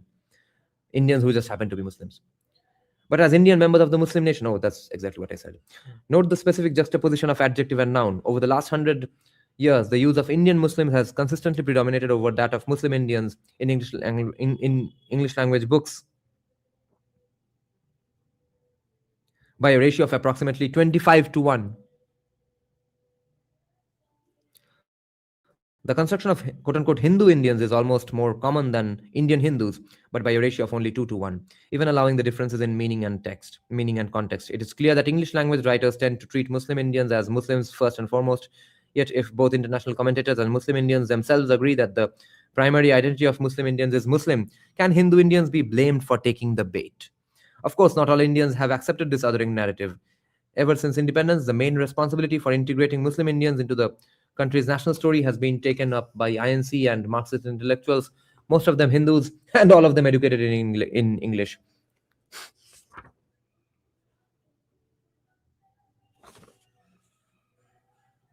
This resolutely secularist remnant of colonial India's old comprador class lives on as the quote unquote establishment, a loose assemblage of elite individuals who are more readily identified by their cultural shibboleths than by their membership in any particular organization. To be a member of the establishment means to be literally educated, liberally educated, fashionably socialist, a native English speaker, a reader, or better, a writer of serious books, an atheist, or at least an agnostic, a drinker of alcohol in a country that is mostly dry, an eater of meat in a country that is mostly vegetarian, and of course, a child of the member of the establishment with capital E. The establishment intellectual Pawan K. Verma himself memorably described this group as the kind of Indian who, when asked a question in Hindi, answers in English. So the BBKs of the country.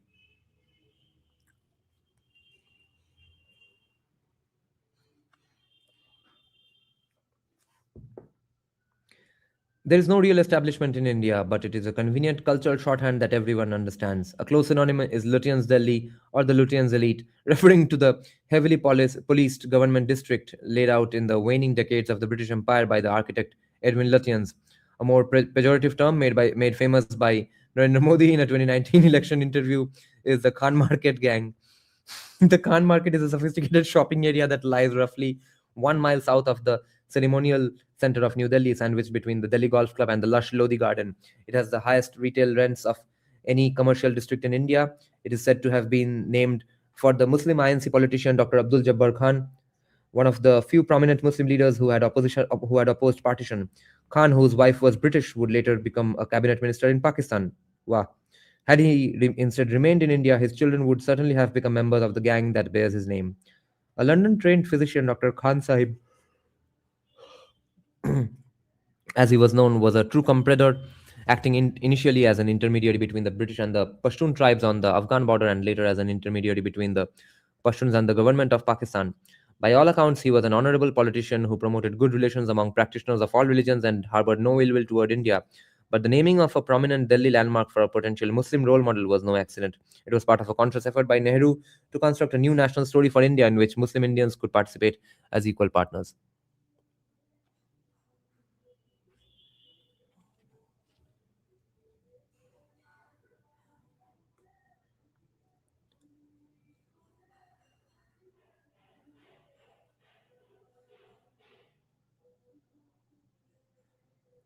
At the forefront of Nehru's program was the reconnection of the modern Indian capital with its Muslim imperial past. Conveniently, the Mughal Empire had fought the British, been ruled by Muslims, and had been centered on Delhi as its capital.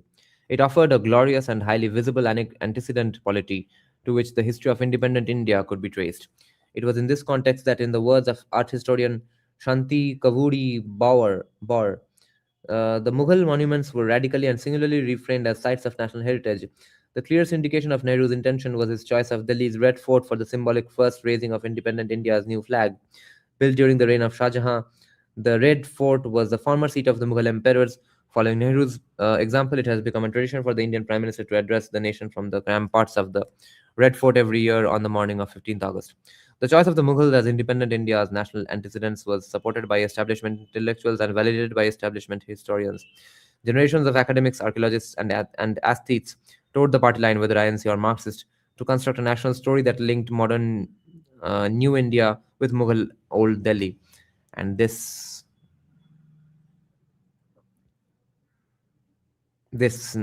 constructing a national story, nation building, is what has made history pedagogy in India the way it is. The most prominent historian of modern India, Ramchandra Guha, even went so far as to open his 2007 book, India After Gandhi, with a eulogy for the Mughals. As a historical narrative that could unite Hindus and Muslims in what John Stuart Mill called a community of recollections, it was credible. The challenge was to make it palatable. After all, the first Mughal emperor was Babur, a Central Asian descendant of Genghis Khan. It is that uh, it is that very Babur who stands accused of building a mosque, the Babri Masjid, over the birthplace of Lord Ram in Ayodhya. That alone would, in the eyes of Hindu Indians, disqualify him as a viable candidate to serve as a symbol of communal harmony and pluralistic modern India. So why not Darashiko? Why Babur? That is the problem. Babur's grandson Akbar, however, was a more attractive prospect. He is widely celebrated for his Sufi religious syncretism. In a much repeated anecdote, Akbar is said to have commented that the wisdom of the Vedanta is the wisdom of Sufism. Much wishful history rests on this single unsourced dictum recorded by a now deceased historian Anne-Marie Schkimmel. The absence of a citation for the quote even leaves its meaning open to question. Was Akbar perhaps being ironic, implying that there was as little wisdom in either? Non-experts have no way to verify this, and the experts simply cite Schimmel.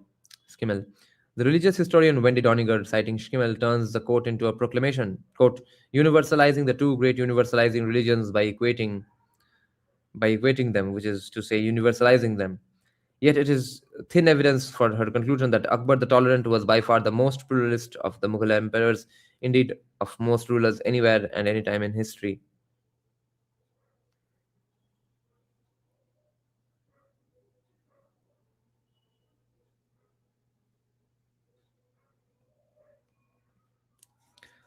Of such stuff are nations made. The legend of Akbar's open minded religious pluralism sits the center of a Gandhian discourse on composite culture that portrays modern India as the heir not of the British colonizers but of an enlightened Mughal realm in which Hindus and Muslims lived side by side as equal subjects of an enlightened emperor.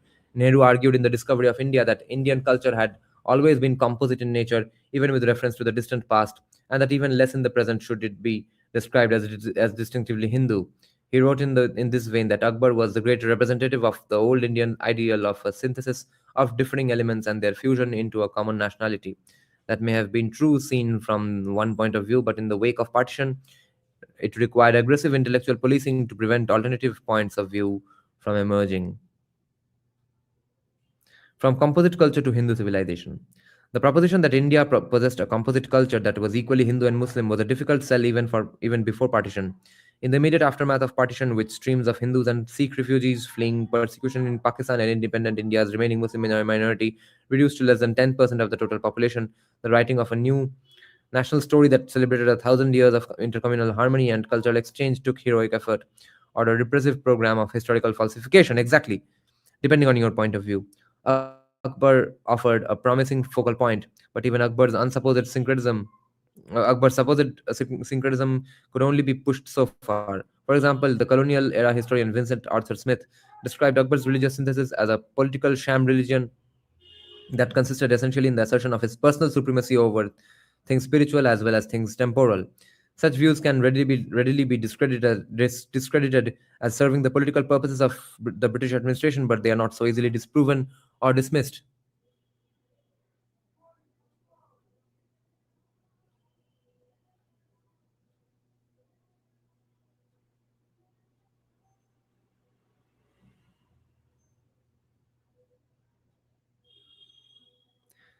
In any case, Akbar's purported religious tolerance, whether enlightened or merely self serving, did not survive him. The emperor, who, in the words of the establishment historian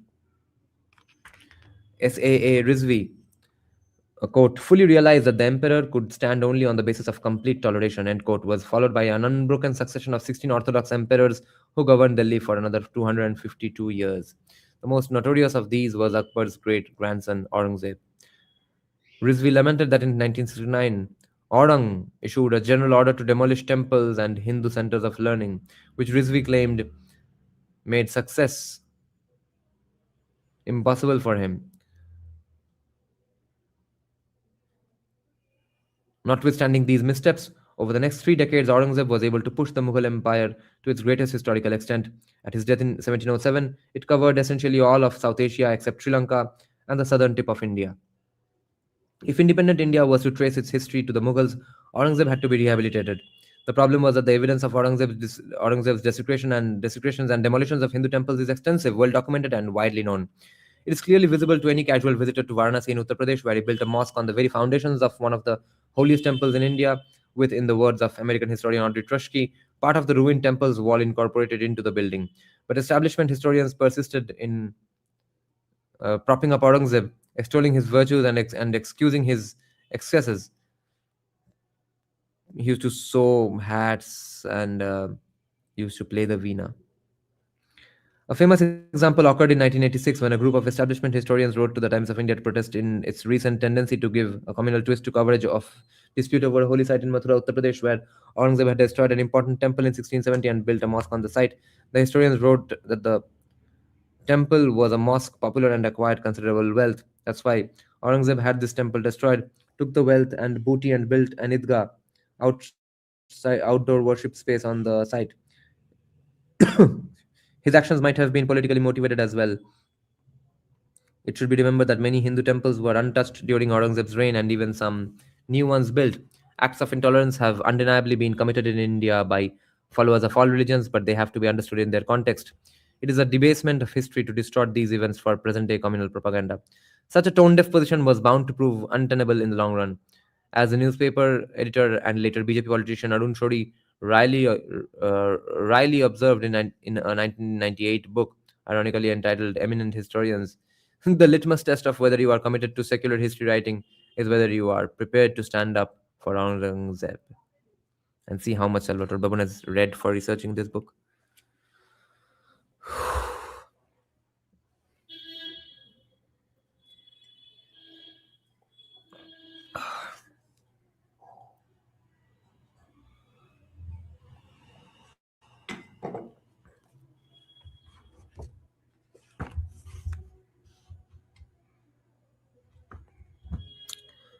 Though there were many outsider challenges to the establishment's narrative that a composite Hindu Muslim culture had peacefully flourished in India for a millennium or more, the metaphorical dam broke in 2021 with the publication of Pawan K. Verma's The Great Hindu Civilization. The very title of the book was provocative and meant to be so. Verma characterized the composite culture thesis as a concerted, organized, and deceitful attempt to gloss over the facts of history in the false belief that this will be in the interest of preserving secularism in India. While conceding that Hindu and Muslim cultures enriched each other in many ways, he argued that it was wrong to treat this cultural exchange as the dominant feature of the Muslim conquest in India, with the deliberate aim of glossing over its documented destructiveness, its religious intolerance, and the massive damage it caused to Hindu temples and civilization. Accepting the need to include Muslims in India's national story, he contended that the sane alternative is to accept history as it happened, acknowledging the traumatizing impact of the Muslim destruction of Hindu civilization. Yeah, reconciliation. Admit, acknowledge, and move on. That's what we are not being allowed to do. Traumatizing impact of the Muslim destruction of Hindu civilization recognized the inestimable loss that it caused to the collective assets, physical and intellectual, of a very significant part of our history, and accept that a great deal of the destruction was due to the religious fanaticism of the Islamic rulers. Though he believed that the advent of Islamic rule broke the continuity and evolution of a great civilization, he nonetheless embraced a secular understanding of India's national identity, concluding that true secularism can only arise from a reconciliation with history, not suppression of truth.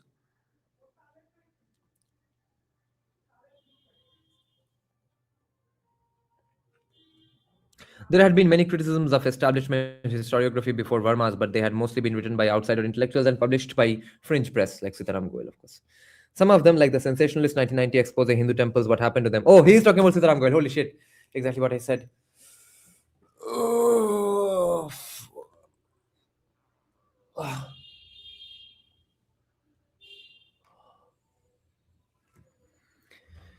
Sensationalist 1990 expose. Why is he calling it sensationalist? Hindu temples, what happened to them, compiled by Sitaram Goel, were widely discussed. These books however, easy to dismiss, both because of their authors' lack of formal credentials and on account of their frankly low standards of editing, scholarship, and presentation. Verma's book was different, coming. No, there's enough citations in Sitaram Goel's books. Verma's book was different, coming as it did from a well respected member of the establishment and self confessed scion of Lutyens Delhi who grew up a stone's throw from the Khan market.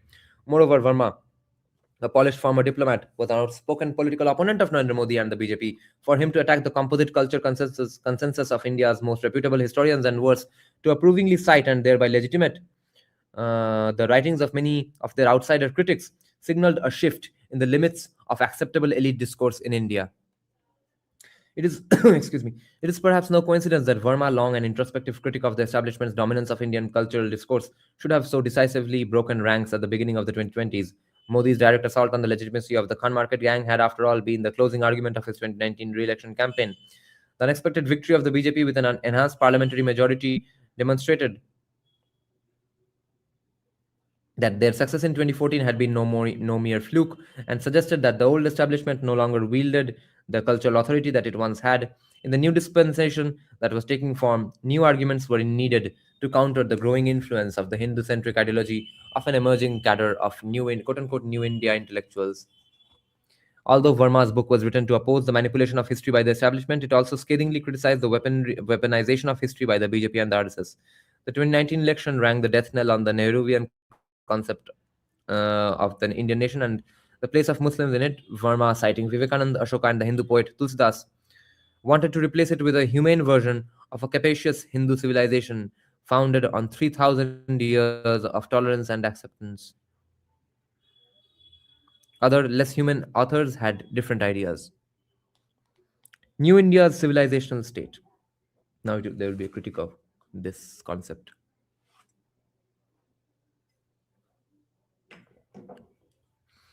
In the great Hindu civilization, Verma implied that modern India was heir to a fundamentally Hindu civilization and argued that only an honest engagement with this heritage would allow Hindus to build, along with all the other great faiths that have a home in this land, a modern India that is democratic but also rooted in the great wisdoms of its past. His claim that India was indeed home to a great Hindu civilization, though controversial in Lutyens' Delhi, would, outside of narrow academic circles, be considered self-evident to most Westerners.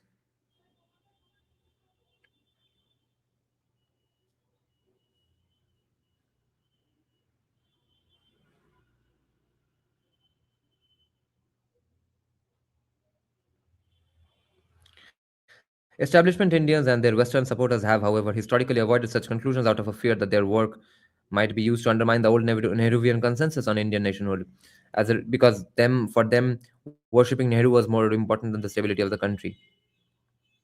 It was pure idol worship, hero worship.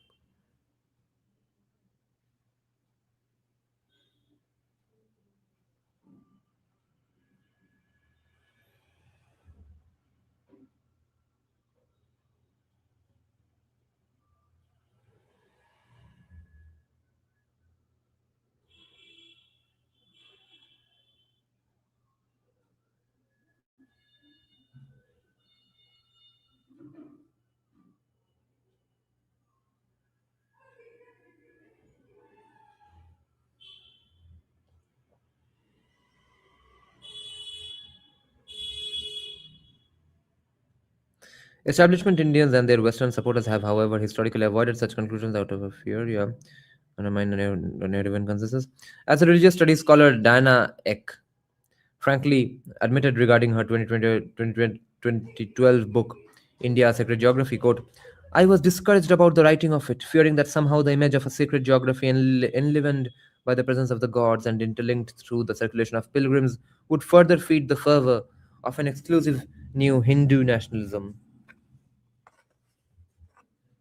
नहीं नहीं नहीं हुआ 185 में है अभी अभी 186 start कर रहे हैं This kind of intellectual boycott can only hold for so long, lacking the honest guidance. Oh, I can't see without glasses. Lacking the honest guidance of conventionally credentialed historians and social scientists, Indians have turned elsewhere for fresh perspectives. These emerging new India intellectuals are in many cases highly credentialed professionals in their own fields, but they are generally not formally educated in the humanities and social sciences. They are in effect gentlemen scholars on the model of Karl Marx, John Stuart Mill, and Herbert Spencer, amateurs, but amateurs to be reckoned with. Thank you, Salvatore Babones. 48 pages left. I'll have to finish it within 1.5 hours at max. It's 12 now. Oh, fuck. So I have at best 1 hour. Shit. Let's press the gas pedal harder. By far the most prominent of the new India intellectuals is a constitutional lawyer named J. Sai Deepak. His breakout book was the wildly popular India that is Bharat, published in 2021, just a month after Verma's Great Hindu Civilization. The book's title echoes the stylized formulation given for the name of India in the preamble to the country's constitution. Now a review of the book, guys. In the book, Sai Deepak rigorously interrogates the scholarly literature on colonialism and indigeneity to establish that India actually suffered from two waves of colonization, European of course, but also an earlier wave of Middle Eastern, i.e. Muslim colonialism. Sai Deepak argues in all seriousness that independent India's constitution made the post-colonial state India responsible for the welfare of an indigenous culture, Bharat, and that since India is the only natural homeland for the Indic, i.e. Hindu consciousness, the Indian state has the civilizational duty to ensure that this space remains as such. What a beautiful gist of the book. I couldn't have ever done this if I was as trained in sociology as Babon is maybe.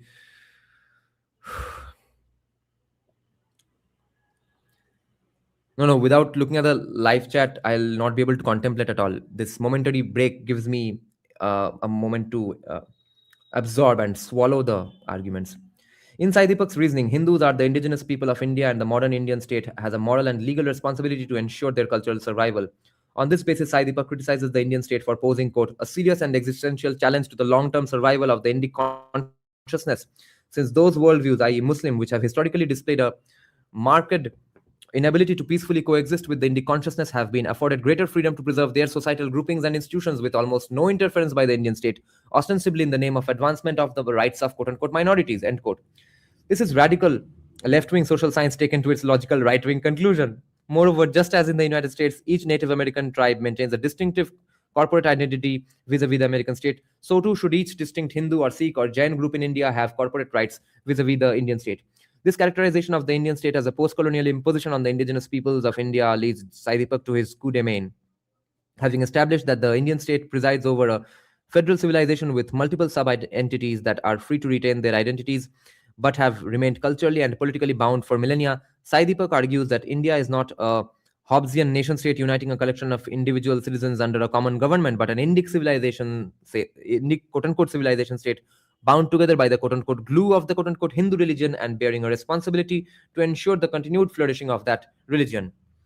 This is what happens when lawyers do social science. It is akin to African American demands for the payment of reparations of slavery.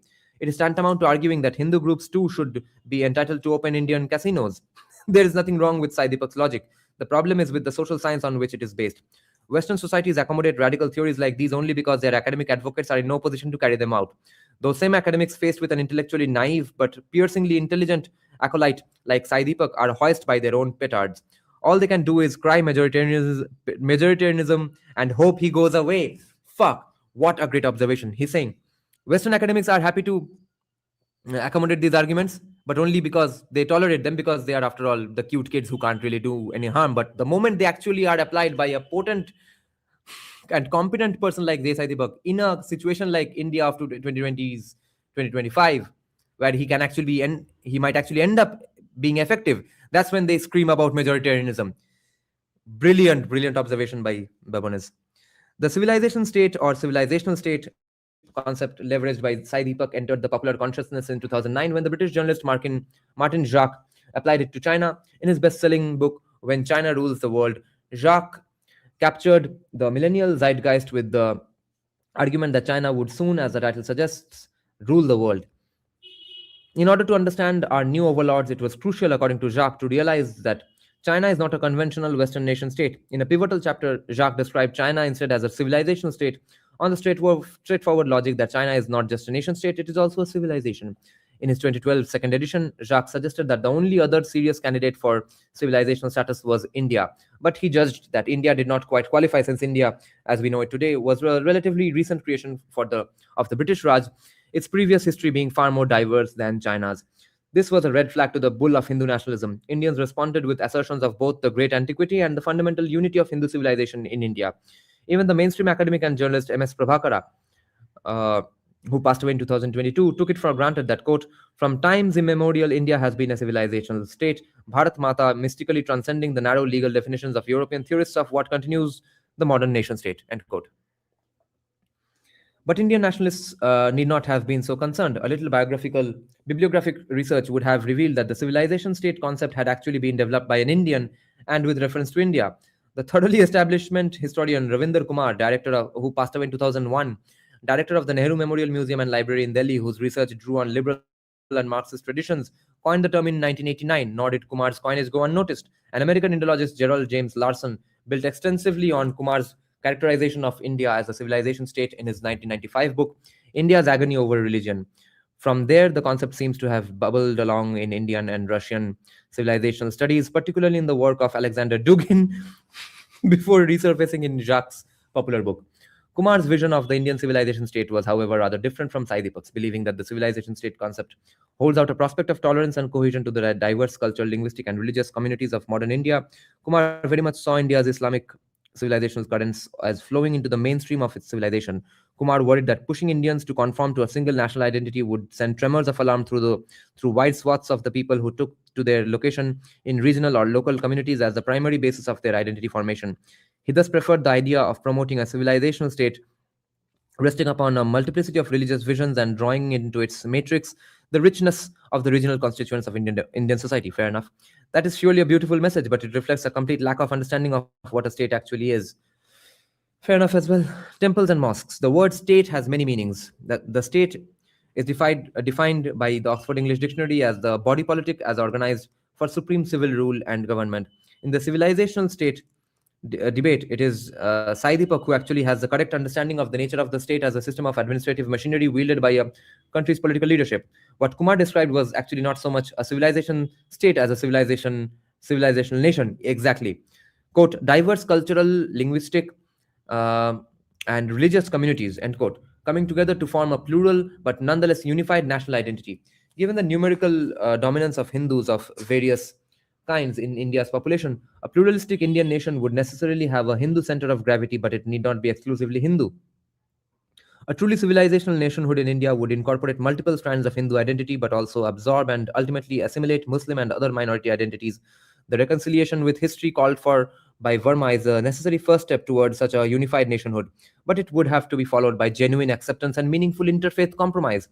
The fact, and it is a fact, that Muslim emperors have in the past destroyed important Hindu temples need not be a barrier to formation of such a multi-faith civilizational nationhood.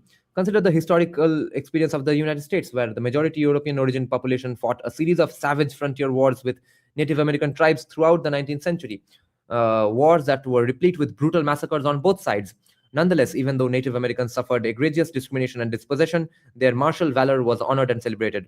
When the American Tomb of the Unknown Soldier was consecrated in 1921, a mere 3 decades after the last major violence on the frontier, just 3 decades later, a Native American headdress was the final symbolic tribute placed on the grave. Despite the fact that Native American tribes are actually recognized in the United States as quasi-sovereign entities with extensive rights of self-government, Native American histories have been fully subsumed within the larger narrative of American nationhood.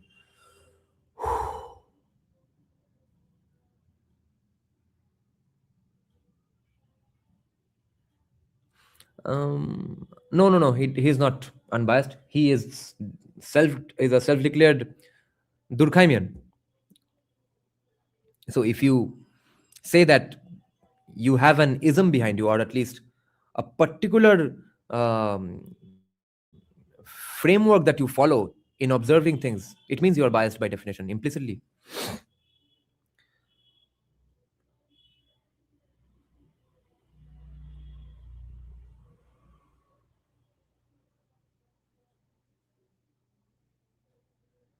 The merging of European and Native American civilizations into a unified American nationhood was made possible by a reciprocal exchange of concessions and esteem. Native Americans ultimately accepted the inevitability of living as a minority community in a society defined by customs and laws that were primarily European in origin. That may not have been just or fair, but it was a necessary prerequisite for their inclusion in the mainstream of American nationhood, a nationhood that would have in any case proceeded without them had they not joined in. In exchange, the majority European origin community valorized traditional Native American culture as representing the peak of courage and nobility. Later, the majority community would also come to express regret for its past treatment of Native Americans. In any standard American history textbook, it is the Native Americans who are portrayed sympathetically and heroically, with the European colonists denigrated for their duplicity and aggression. The historical accuracy of any of this is beside the point. Such rituals are not factual, they are functional. Their goal was and remains the peaceful incorporation of Native Americans into the country's national story on honorable terms that can be accepted by both sides. So, nation building. Is a Durkheimian, Emil Durkheim. Is it happening to everyone when you exit chat and come back? It is written only subscribers, but after a few seconds, the chat box. Cup दिखाओ देखो cup देखो.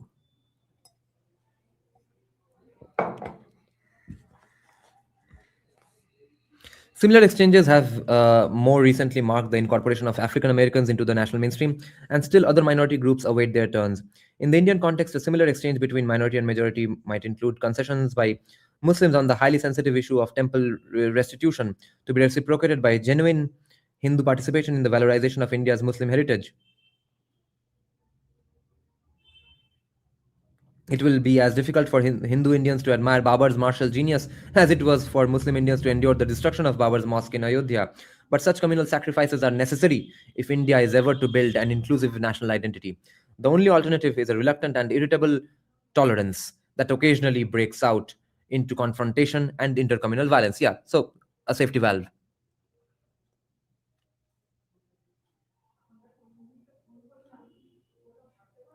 Unfortunately, neither side in this potential exchange shows much inclination toward reconciliation because Hindus have given up, I think. On the Muslim side, every effort to restore a historical temple on a site now occupied by a mosque has been fought tooth and nail by a refractory religious establishment that seems to regard any hint of accommodation as a form of apostasy. Accommodation is apostasy. It has always been that. Who was that? Lal Mia or something?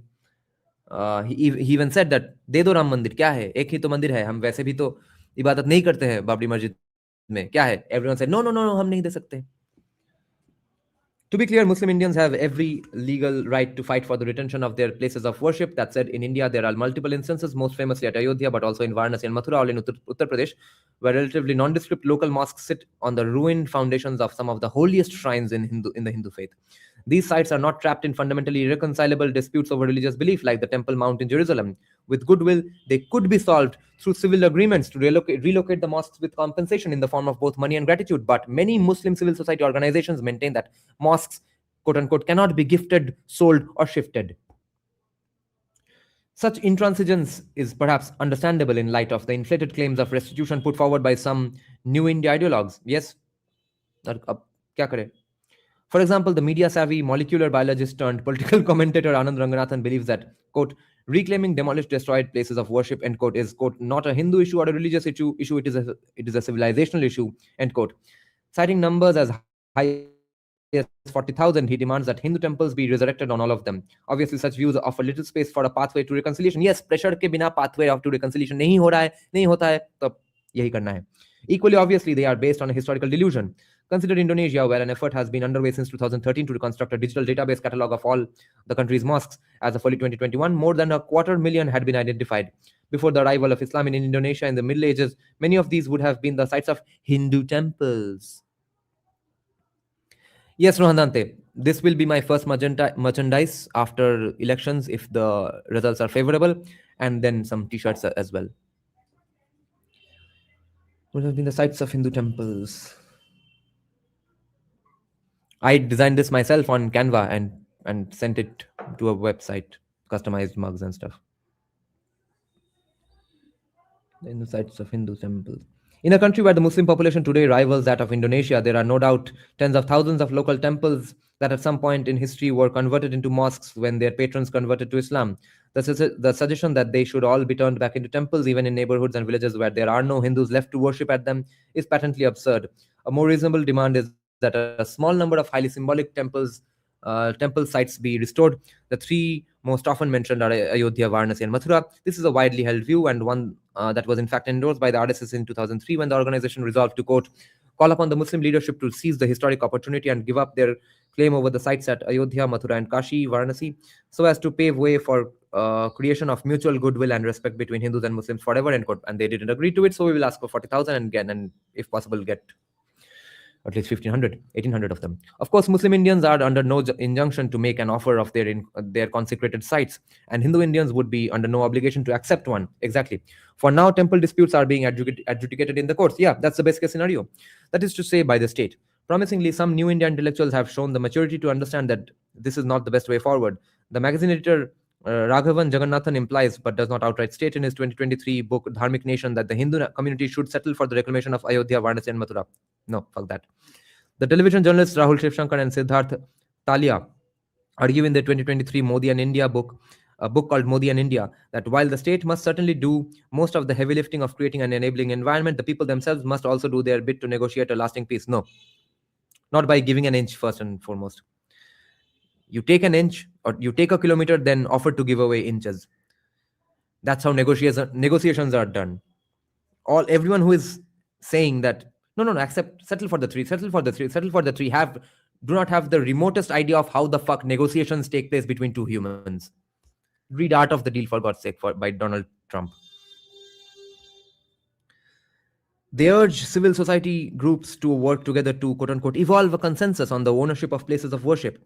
These are promising signs, but they come nowhere near the kind of valorization of the Muslim experience in India that is likely the prerequisite for building a truly unified Indian nation.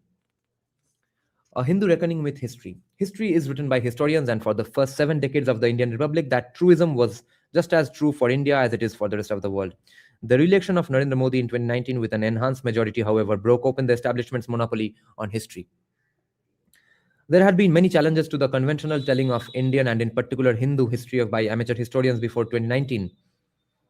But these were widely regarded as outsider narratives, not only by the general public, but by the insiders themselves. Sometimes these unconventional historians gained national fame with books that were widely discussed. Sitaram Goel drove public debate with his 1990 book, Hindu Temples, and Arun Shori is well known not only for his 1998 book, Eminent Historians, but also for his critical appraisal of the Dalit leader B.R. Ambedkar worshipping false gods in 2012.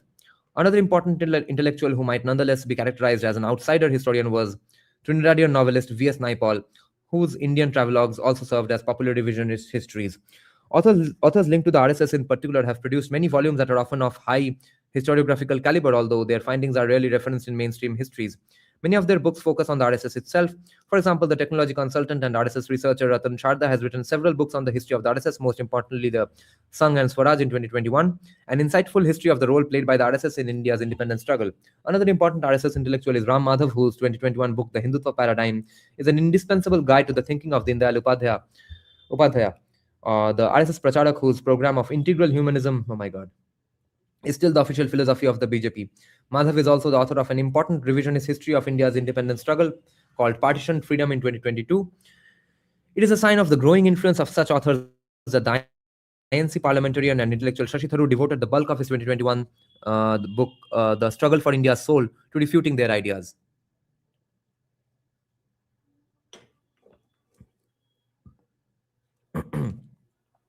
Books authored by RSS-linked intellectuals have sometimes achieved popular success in India, but they could never really challenge establishment narratives. The intellectual legitimacy of India's establishment was derived not only from the official support of successive INC governments,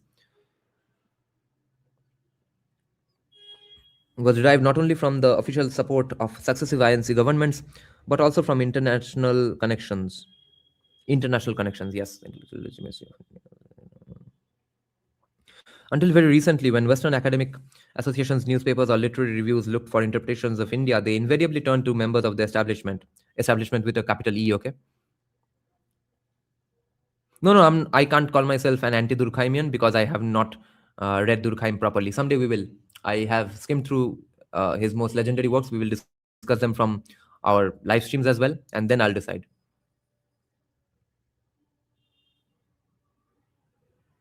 I'm just Nietzschean and Savarkarite for now, and Thomas Soelian.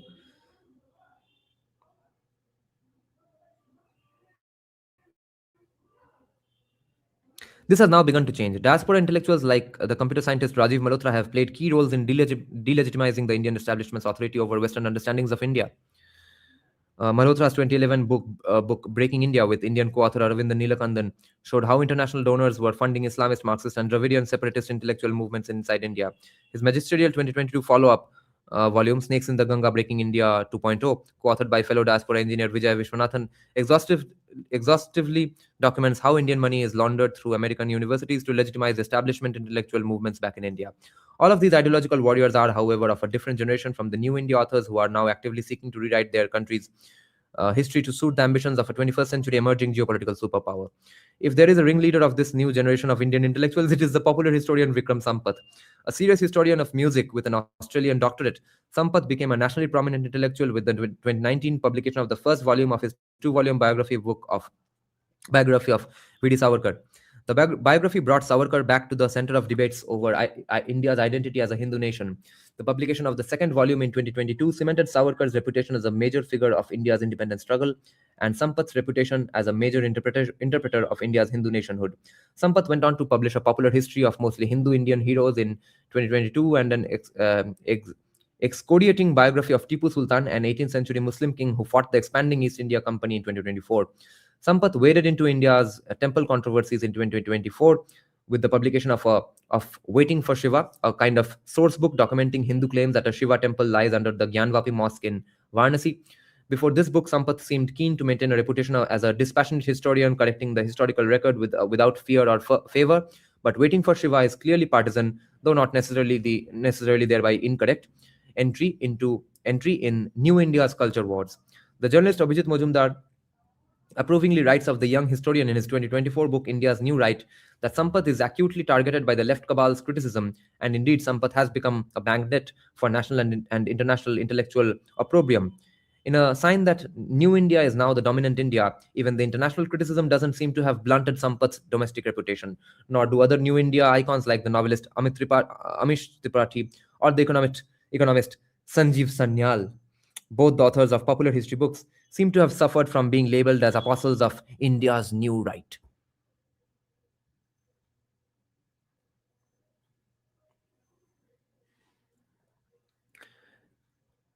Yes, Sudeep, Janki Bakle, hands down. Other New India writers have avoided the culture wars to focus instead on economic and political reform. The most prominent of these is the structural chemist Gautam R. Desiraju, who, unlike he's by the way friends with Babones. From Babones, I got the confirmation that Professor Gautam Desiraju checks out my channel often. Desiraju, who, unlike the other New India authors profiled here, is a senior and highly acclaimed academic, though not a credentialed social scientist. Desiraju advocates the reinvention of modern India as a Hindu-centric civilizational state, arguing that, quote, in Sanskrit, the political state is known as the Rajya, which straddles the underlying civilization or nation termed the Rashtra. The boundaries of these two entities may or may not overlap exactly, however, in a civilizational state. The principles of governance of the political state are expected to be derived from the cultural practices of the civilization. This is, in a sense, the quote-unquote civilizational nation argument, with the wrinkle that the Indian nation is here elevated to the status of a quote-unquote civilization. Had Desiraju left the matter there, it would be just one more terminologically confused entry in the civilizational state literature. Desiraju, however, makes good his claim to apply the quote-unquote principles of governance of Hindu civilization as he understands them, to the reform of the Indian state. Inspired by Mahatma Gandhi's independence era advocacy of a local and diverse village democracy, Desiraju proposes a radical decentralization of governance in India. Yes! Believing that Indians should revel in the diversity of their country, he argues that one diversity is enabled effectively by further division into smaller states. Civilizational blooming will follow naturally. Absolutely. By this, he seems to mean that the solution to India's communal caste and linguistic gridlock is to break India's large state, which suffer from an enforced uniformity, into smaller states, absolutely, that can embrace more organic, locally rooted identities. Yes. Leaving aside the political practicality of redividing India into 70 to 80 new states, Desiraju's openness to demarcating regions where different religious denominations might be in the majority would not so much end social exclusion in a national India, as create a multiplicity of inclusive spaces in a federal India. And Muslims might indeed thrive in an almost exclusively Muslim state of Kashmir. The only problem is that they would thrive as Muslim Kashmiris and not necessarily as Muslim Indians. The business of India. No serious intellectual, whether the establishment or the New India persuasion, doubts that Muslims played a major role in India's history and consequently in the development of its quote-unquote great civilization. At the same time, no one who honestly engages with modern India will deny that the main strand of its civilization is Hindu. India's great Hindu civilization, just as Verma claims, commenced at the dawn of time, and in spite of the historical vicissitudes it went through later, survives even today. The Hindu gods Krishna and Shiva are not like Athena and Poseidon, relegated to a ruined temple museum that tourists must pay to visit.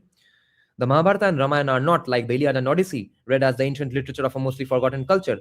The Bhagavad Gita is a sacred guide to faith like the Bible and the Quran, not a secular work of philosophy like the Republic of Plato. But India's constitution, and more importantly, its state institutions, do not rest on the authority of the Bhagavad Gita or on any other work of Hindu faith. Modern India is not a Hindu state. Yet the secular Indian state does rest on the foundation of a nation that is fundamentally Hindu in culture and outlook. Hindu civil society in India is characterized by what sociologists call organic solidarity. Durkheim. The functional integration of individuals into the collective social life of the community. The term was introduced in the founding work of the discipline Emil Durkheim's The Division of Labor in Society. I have that book here. I love that book. We will discuss it someday. As the title suggests, in this book, Durkheim was primarily concerned with explaining how social solidarity emerged from participation in the modern economy, but his theoretical argument was much broader.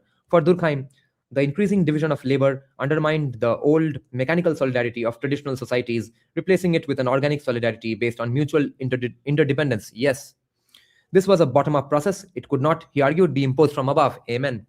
After World War II, many post colonial countries were born that lacked any real organic solidarity, inheriting little more than randomly drawn borders and legacy state institutions. In the absence of a shared sense of belonging, they were set up for failure, which is why India did not. Durkheim observed it absolutely correctly. It was just applicable to only India and no other post colonial country. Durkheim would not have known that. And therefore, a Durkheimian observes and appreciates this aspect of India. You see, it is now you can tie it all together back. 12:23, 68 minutes left. No, but I'll have to end the live stream by 1:10. Yeah, not, yeah, 1:10 at max. I'll need some break. We are at page 199. Let's go. Many post-colonial countries were born that lacked any real organic solidarity, inheriting little more than randomly drawn borders and legacy state institutions. In the absence of a shared sense of belonging, they were set up for failure.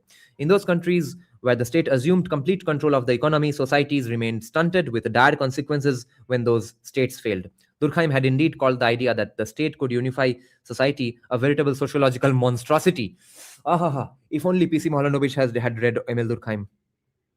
Writing 2 decades before the emergence of the Soviet Union, he explained in an extended 1902 preface to the Division of Labor that, quote, listen to this, collective activity is always too complex to be able to be expressed through the single and unique organ of the state.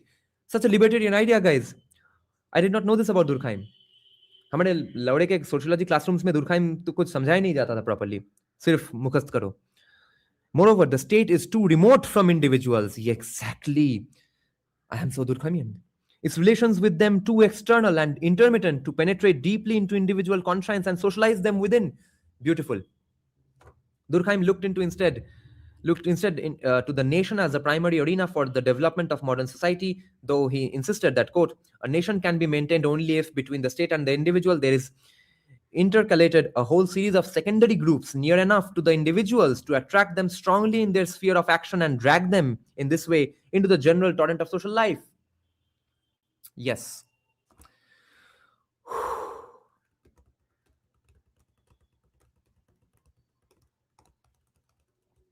Sudeep, which one are you saying are incorrect arguments about Durkheim?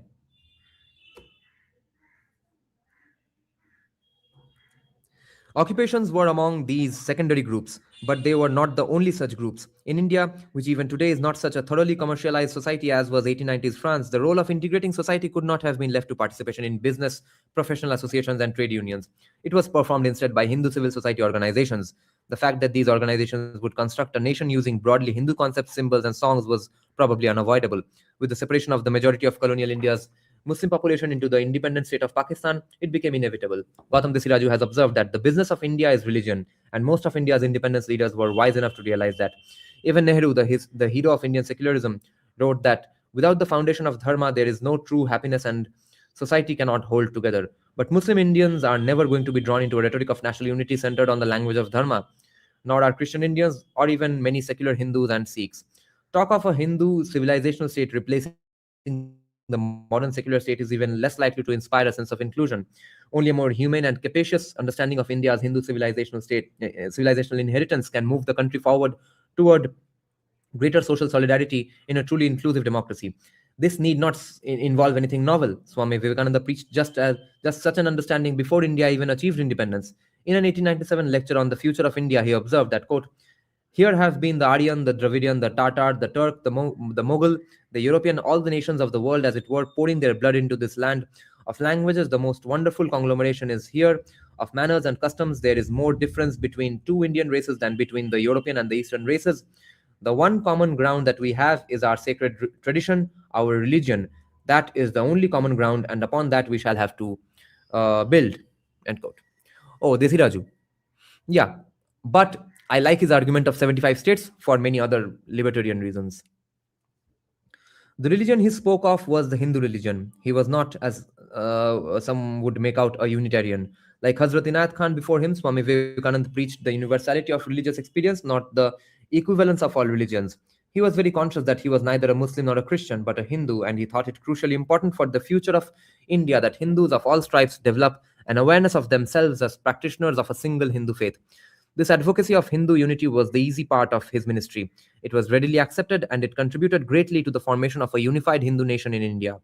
The challenging part of his ministry was his plea for Hindus to also accept their Muslim neighbors as fellow Indians, not only to tolerate the Muslim in their midst, but to do what is much more difficult, to sympathize and feel with him in his aspirations and seeking after God. Yes, Hindus heard him, Muslims did not.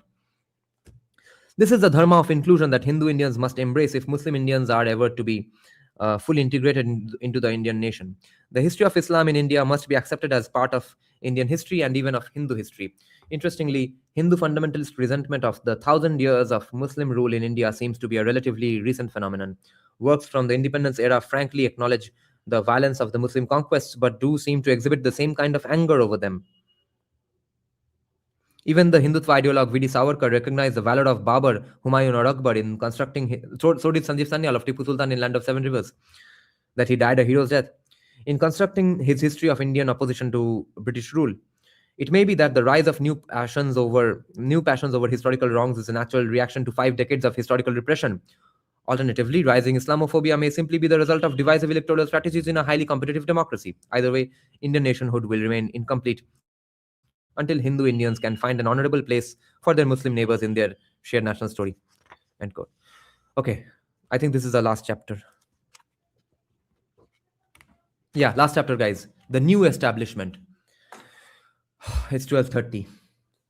Page 203. So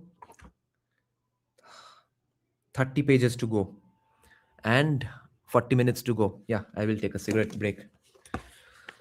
Whew.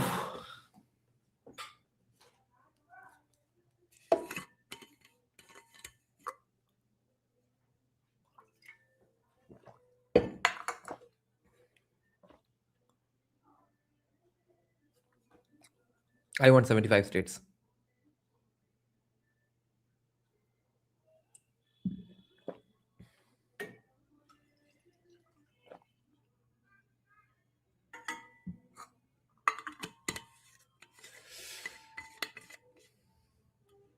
नहीं हो गया नहीं last chapter अभी अभी 32 pages बाकी है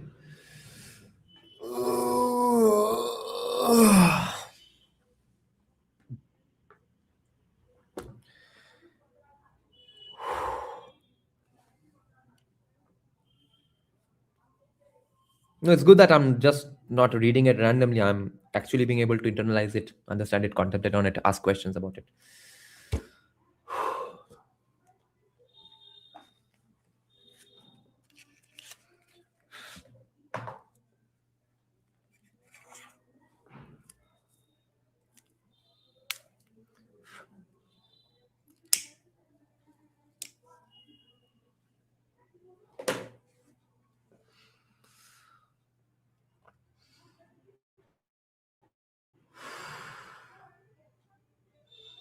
I'm being able to read this book at this speed, at the same time retain the information, actually understand it, internalize it, only because I have had such a mind-bogglingly tough time reading India, that is Bharat Nietzsche and Sri Aurobindo.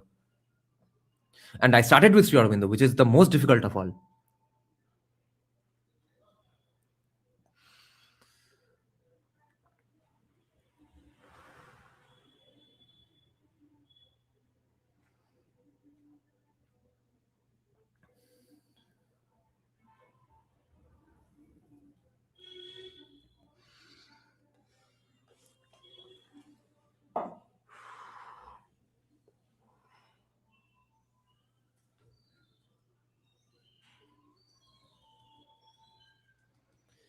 Nicotine and caffeine. And one language, multiple states would destroy language politics.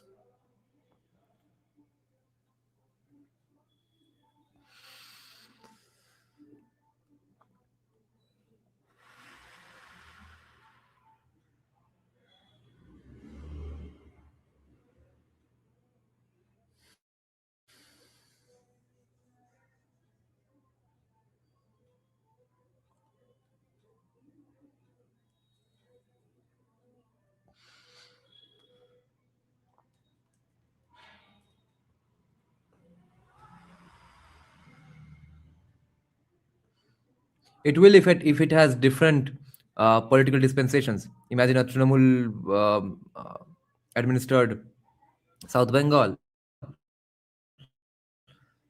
BJP administered North Bengal, ISF administered Central Bengal.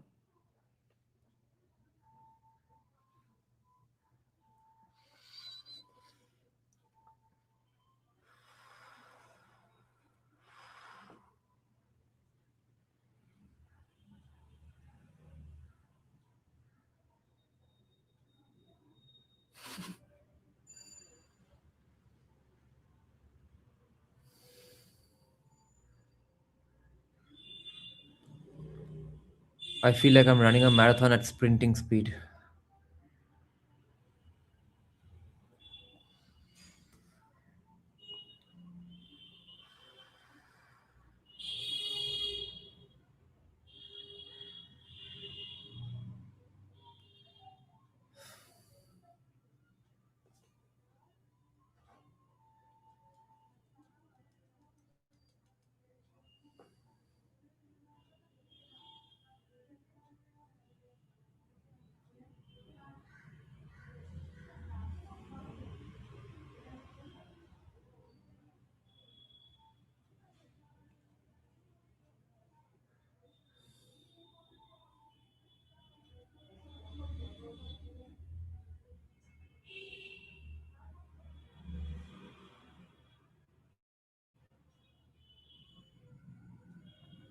Yes, and the reliability of those institutions will depend on the political system or the people in power in that state.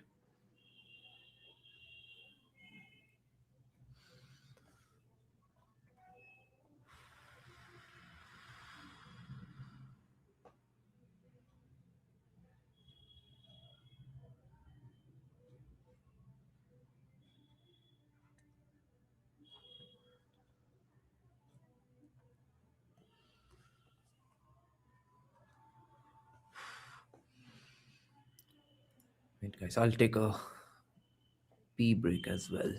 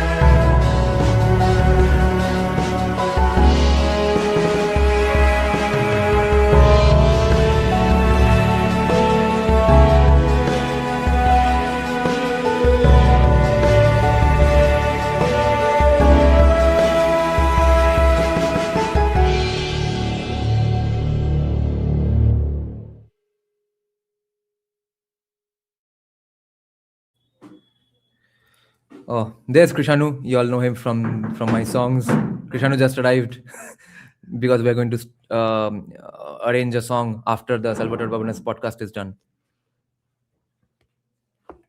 He's going to be chilling here until 4:30.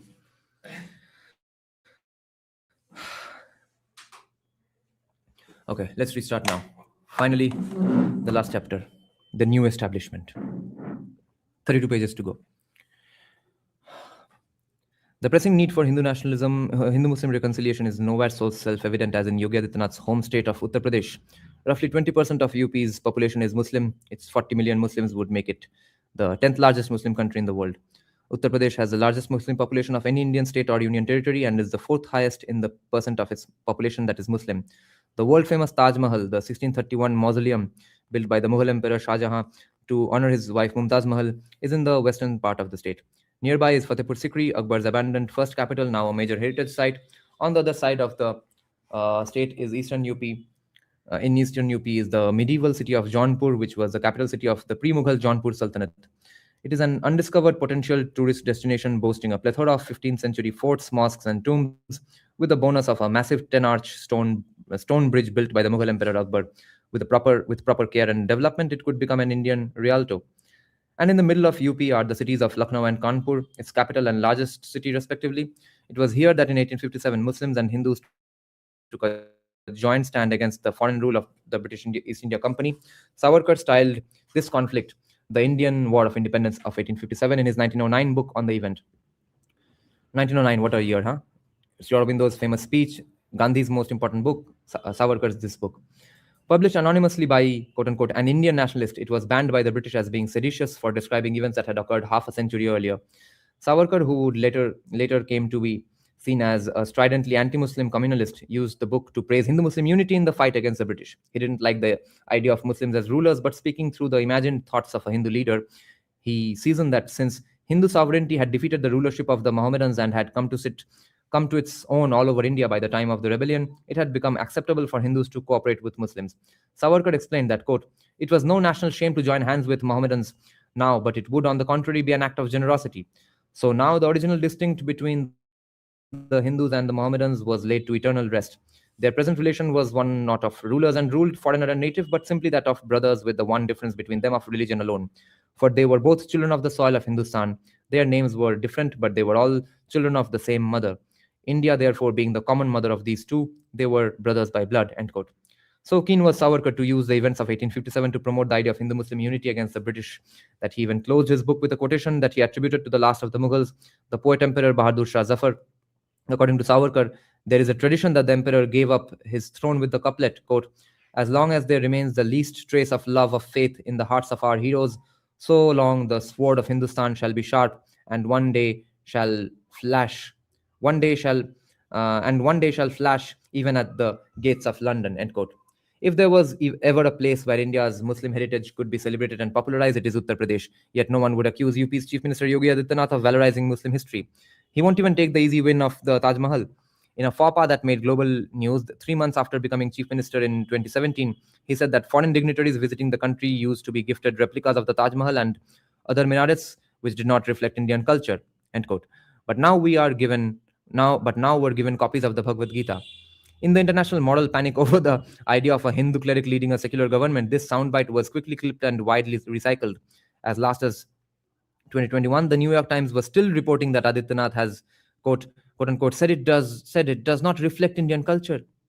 Never mind that by that time, Adityanath himself had presented a portrait of India's Taj Mahal to the visiting American President Donald Trump, who, in a simulacrum worthy of Jean Baudrillard, was himself the one developer of a Taj Mahal-themed casino resort. The Taj Mahal blunder has become a standard trope of Western reporting on Adityanath, not least because it encapsulates in a neat and tidy package what seems to be the yogi's position on Islamic culture in India, that it must be tolerated, but it need not be validated. Over the course of his time in office, however, Adityanath has shown signs of evolution and growth. A few months after Adityanath's 2017 Taj gaffe, a relatively obscure BJP politician said of the monument's builder Shah Jahan that it was quite sad and unfortunate that such tyrants are still part of our history, calling for stories of the blot that Babur, Akbar and Aurangzeb stand for to be removed from the history books. Once again, the international media had a field day. They neglected to mention that Adityanath's state-level BJP administration immediately disavowed the remarks.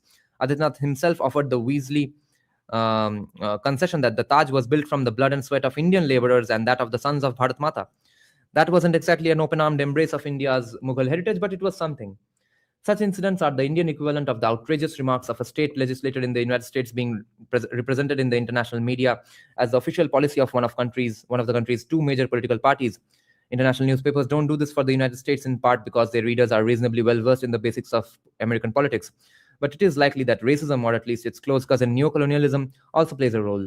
For example, when a local British or Australian politician says something provocative, it is unlikely to be presented in major American newspapers as indicative of the institutional character of a major political party. The general ignorance about Indian politics in the West opens space for journalists, many of them Indian origin, with quote-unquote skin in the game, to present highly biased accounts that play on racist stereotypes and neocolonial generalizations. By focusing more on local electoral calculations than on their international reputations, Yogi Adityanath and his BJP colleagues don't help their case.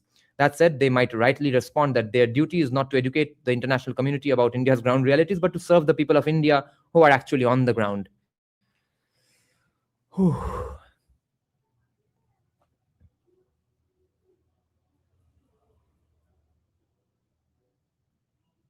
The natural party of government.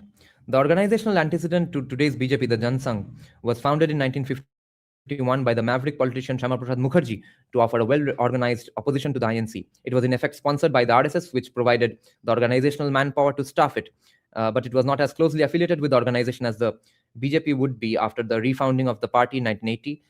The Jan Sangh aspired to be a national political party, but it met with little success.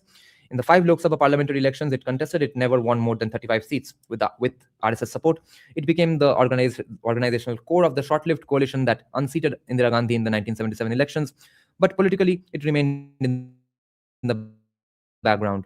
When the coalition collapsed in 1980, the RSS sponsored the foundation of the modern BJP, which won only 2 seats at its first outing in 1984. The BJP rose to lead coalition governments in 1996 for 16 days and from 1988 through 2004. But until the election of 2014, it never commanded a parliamentary majority. For the first 63 years of their existence, the BJP and its predecessor were outsider parties. The organization that supported them, the RSS, had been formally banned twice by INC governments in 1948 and 1975 through 77, and temporarily proscribed a third time, 1992-1993. In addition, for many decades, government employees were banned from joining the RSS. The founder of the Jan Sangh, SP Mukherjee, died mysteriously after being imprisoned by Nehru's INC government in 1953. The chief organizer and ideologue of the Jan Sangh, Deen Dayal Upadhyaya, was mysteriously murdered in 1968 in a crime that was never solved.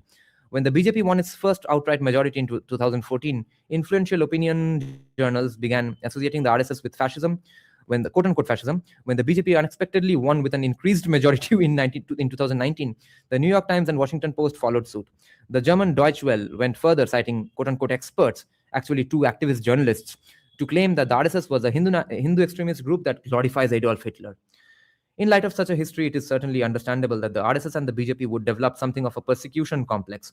Well said.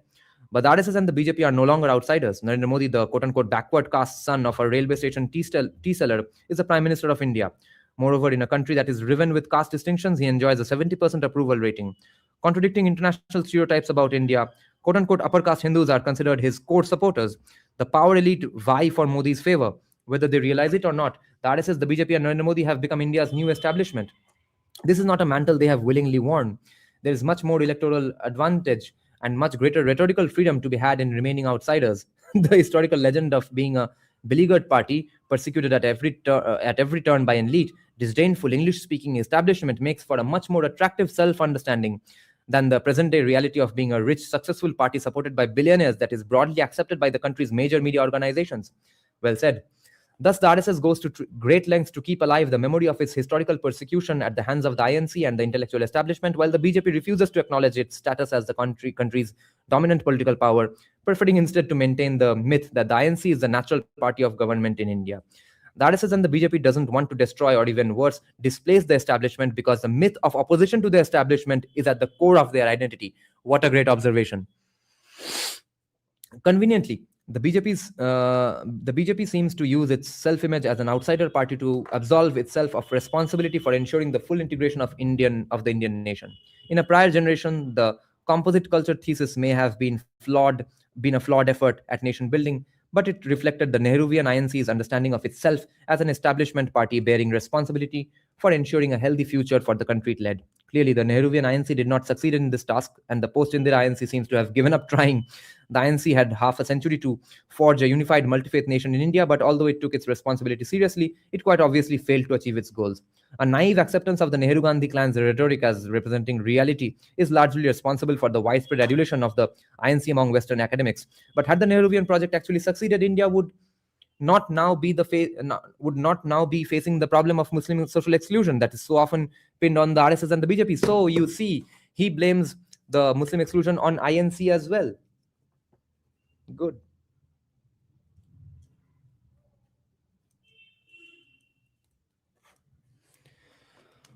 The BJP is fond of pointing out the failures of the INC and its policy of what the BJP routinely calls minority appeasement, but it has never offered a viable alternative. It has instead demanded, in effect, if not so in many words, if not in so many words, that Muslim Indians adjust to life as a minority in a predominantly Hindu nation. For example, when the BJP is confronted over the fact that it runs so few Muslim candidates in the 2022 UP State Assembly elections, the BJP ran none at all.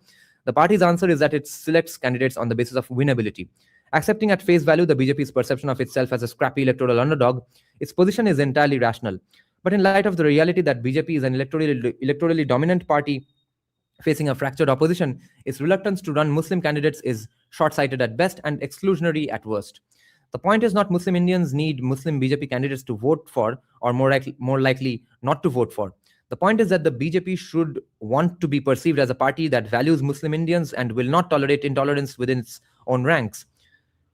Whether it likes it or not, the BJP has now become the natural party of government in India. It will not always run the government, but it is likely to be the dominant party in India for decades to come. Thus, only the BJP is in a position to take responsibility for fostering the full integration of Muslim Indians into the national mainstream. Indian Muslim to ho pehle. If it accepts the challenge, it will, with time, come to attract many new voters. It refuses the call. It will be left to govern over a diminished democracy.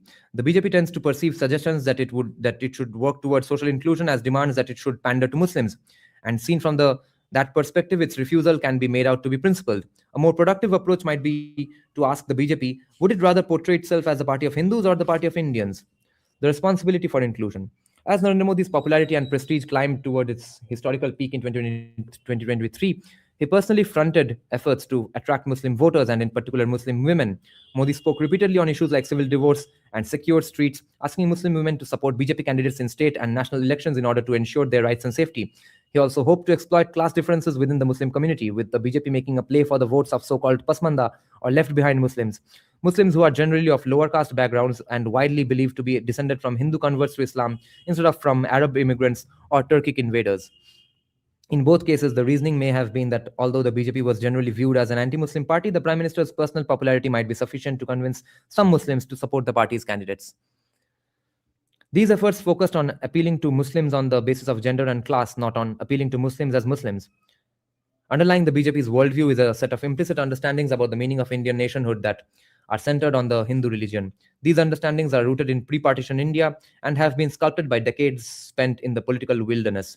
As India has modernized, the BJP's understanding of Indian nationhood has evolved, and as the party adjusts to the responsibilities of power, it is possible that its relationship with religion will evolve too. The prime mover in any such modernization of the party will not come from its cadre, who seem to tend toward Hindu religious partisanship, but from the leadership and in particular from the RSS. Commentators who possess only a surface understanding of the RSS may revolt at the suggestion that it might push the BJP toward a rapprochement with Islam, but the RSS is first and foremost a nationalist organization. It is in fact much better understood as a nationalist organization with a Hindu orientation than as a Hindu organization with a nationalist orientation. The RSS does not directly control the BJP or any of the organizations in the Sangh Paribar family, but it does exert meaningful influence. And at time of crisis, it serves as a steadying compass. The inherent Hinduness of the RSS makes it very difficult for the organization to accommodate non-Hindu members or even non-Hindu Sangh Parivar affiliates. Thus, the leading American scholars of the RSS, Walter Anderson and Sridhar D. Damle, are pessimistic about the prospects for Muslim inclusion within the organization. This does not, however, necessarily mean that the RSS cannot come to support greater Muslim inclusion in Indian society. The problem is that Anderson and Damle view the issue of Muslim inclusion purely in terms of official engagement in Hindu-Muslim dialogue, not in terms of possible RSS accommodation to Muslim patriotism in India. The RSS will always oppose individuals and organizations that seek to reinforce a separate identity for Muslims in India, but it is not clear that the RSS would oppose a Muslim mirror image of itself. Exactly. One could very well imagine the RSS leadership someday applauding the formation of a Muslim organization that glorified the roles played by Muslim heroes in the country's history if the RSS leadership thought that it would enhance the patriotism of Muslim Indians. It would probably be unrealistic to expect the RSS to sponsor such an organization, but it should not be taken for granted that the RSS leadership would oppose the creation of a kind of mirror image Muslim RSS. In fact, the RSS played a role in creation of such an organization, the Muslim Rashtriya Manch, in the wake of the 2002 Gujarat riots. But this organization has not flourished into a mass movement, perhaps because of its association with the RSS, but more likely because of its relatively insipid rhetoric of national unity and support for RSS initiatives. To put things in context, the RSS Sarsang Chalak Mohan Bhagwat, who often publicly pushes for Hindu conciliation with Muslim Indians on contentious issues, justifies Hindu assertiveness with the explanation that, quote, Hindu society has been at war for over 1,000 years. This fight has been going on against foreign aggressions, foreign influence, and foreign conspiracies. And it is because of all these that the Hindu society has awakened. It is but natural for those at war to be aggressive, end quote. The leaders of the Muslim Rashtriya Manch give no such stirring speeches to highlight the historical struggles of Muslim Indians. They certainly do not exhort their audiences to awaken and go to war to ensure the future of their community. They don't even seem to exhort their Muslim audiences to work for the greater glory of India, the sort of rhetoric that would be part of the course at an RSS gathering. It is hard to escape the conclusion that the Muslim Rashtriya Manch is little more than an astroturfed front organization, not a genuine mass membership movement. The closest Muslim Indian analog to the RSS is the Jamaat-e-Islam-e Hind, but the latter is more focused on raising Muslim consciousness in India than on inculcating any sense of a specifically Indian national pride among its members and followers. The current president of the Jamaat-e-Islam-e Hind, Sadatullah Hussaini, often speaks out against Islamophobia and in support of the Palestinian cause, positioning his organization as a voice of Muslim Indian respectability. He and his organization do not seem to be interested in developing what would inevitably be a contentious retelling of Muslim history in India. Yeah, exactly. Therefore, exclusion. That challenge has instead been taken up by young independent authors like Syed Ubaidur Rahman and Shaila Rashid. Rahman has published several books on the prominent roles played by Muslims in the development of Indian history, most notably his 2023 Forgotten Muslim Empires of South India. Rahman's 2021 biographical encyclopedia of Indian freedom fighters even more explicitly serves as a kind of hero book for patriotic young Muslims seeking to connect with their national heritage. Along similar lines, the much more media-savvy author Shaila Rashid has published a 2024 collection of interviews with highly accomplished Muslim Indians that is actually titled Role Models. Her intention is to humanize the discourse about Muslims by presenting inspiring life stories, and she is certainly correct to observe that highlighting the work of notable Muslims in contemporary India was a long overdue task. It is, however, a task that can more effectively be performed by well-institutionalized civil society organizations like the RSS and by responsible political parties like the BJP. The modernization of India's political parties. The BJP has led the government of India since 2014 and the government of Uttar Pradesh, India's largest state, since 2017. Although it has never won a majority of the popular vote, either nationally or in the state, victories on that scale are rare in India's fractured multi-party democracy. Even the INC at the height of its dominance in the second half of the 20th century did not win outright popular vote majorities. Today, the BJP is sufficiently dominant that it is able to set the agenda for Indian politics both nationally and in Uttar Pradesh. The 2022 Uttar Pradesh election left it with a reduced majority in the state, but still holding more than twice as many seats as its nearest competitor. Similarly, the 2024 national elections left the BJP with twice as many parliamentary seats as the INC. Despite its reduced dominance, the BJP remains the party to beat. That is all the more so because alone among Indian political parties, the BJP is organized on a modern bureaucratic basis. All societies have politics, but bureaucratically organized political parties are the distinctive form of political organization in modern representative democracies. The German sociologist Max Weber contrasted modern political parties with administration by notables, which is, for instance, typical of political parties that have not been bureaucratized.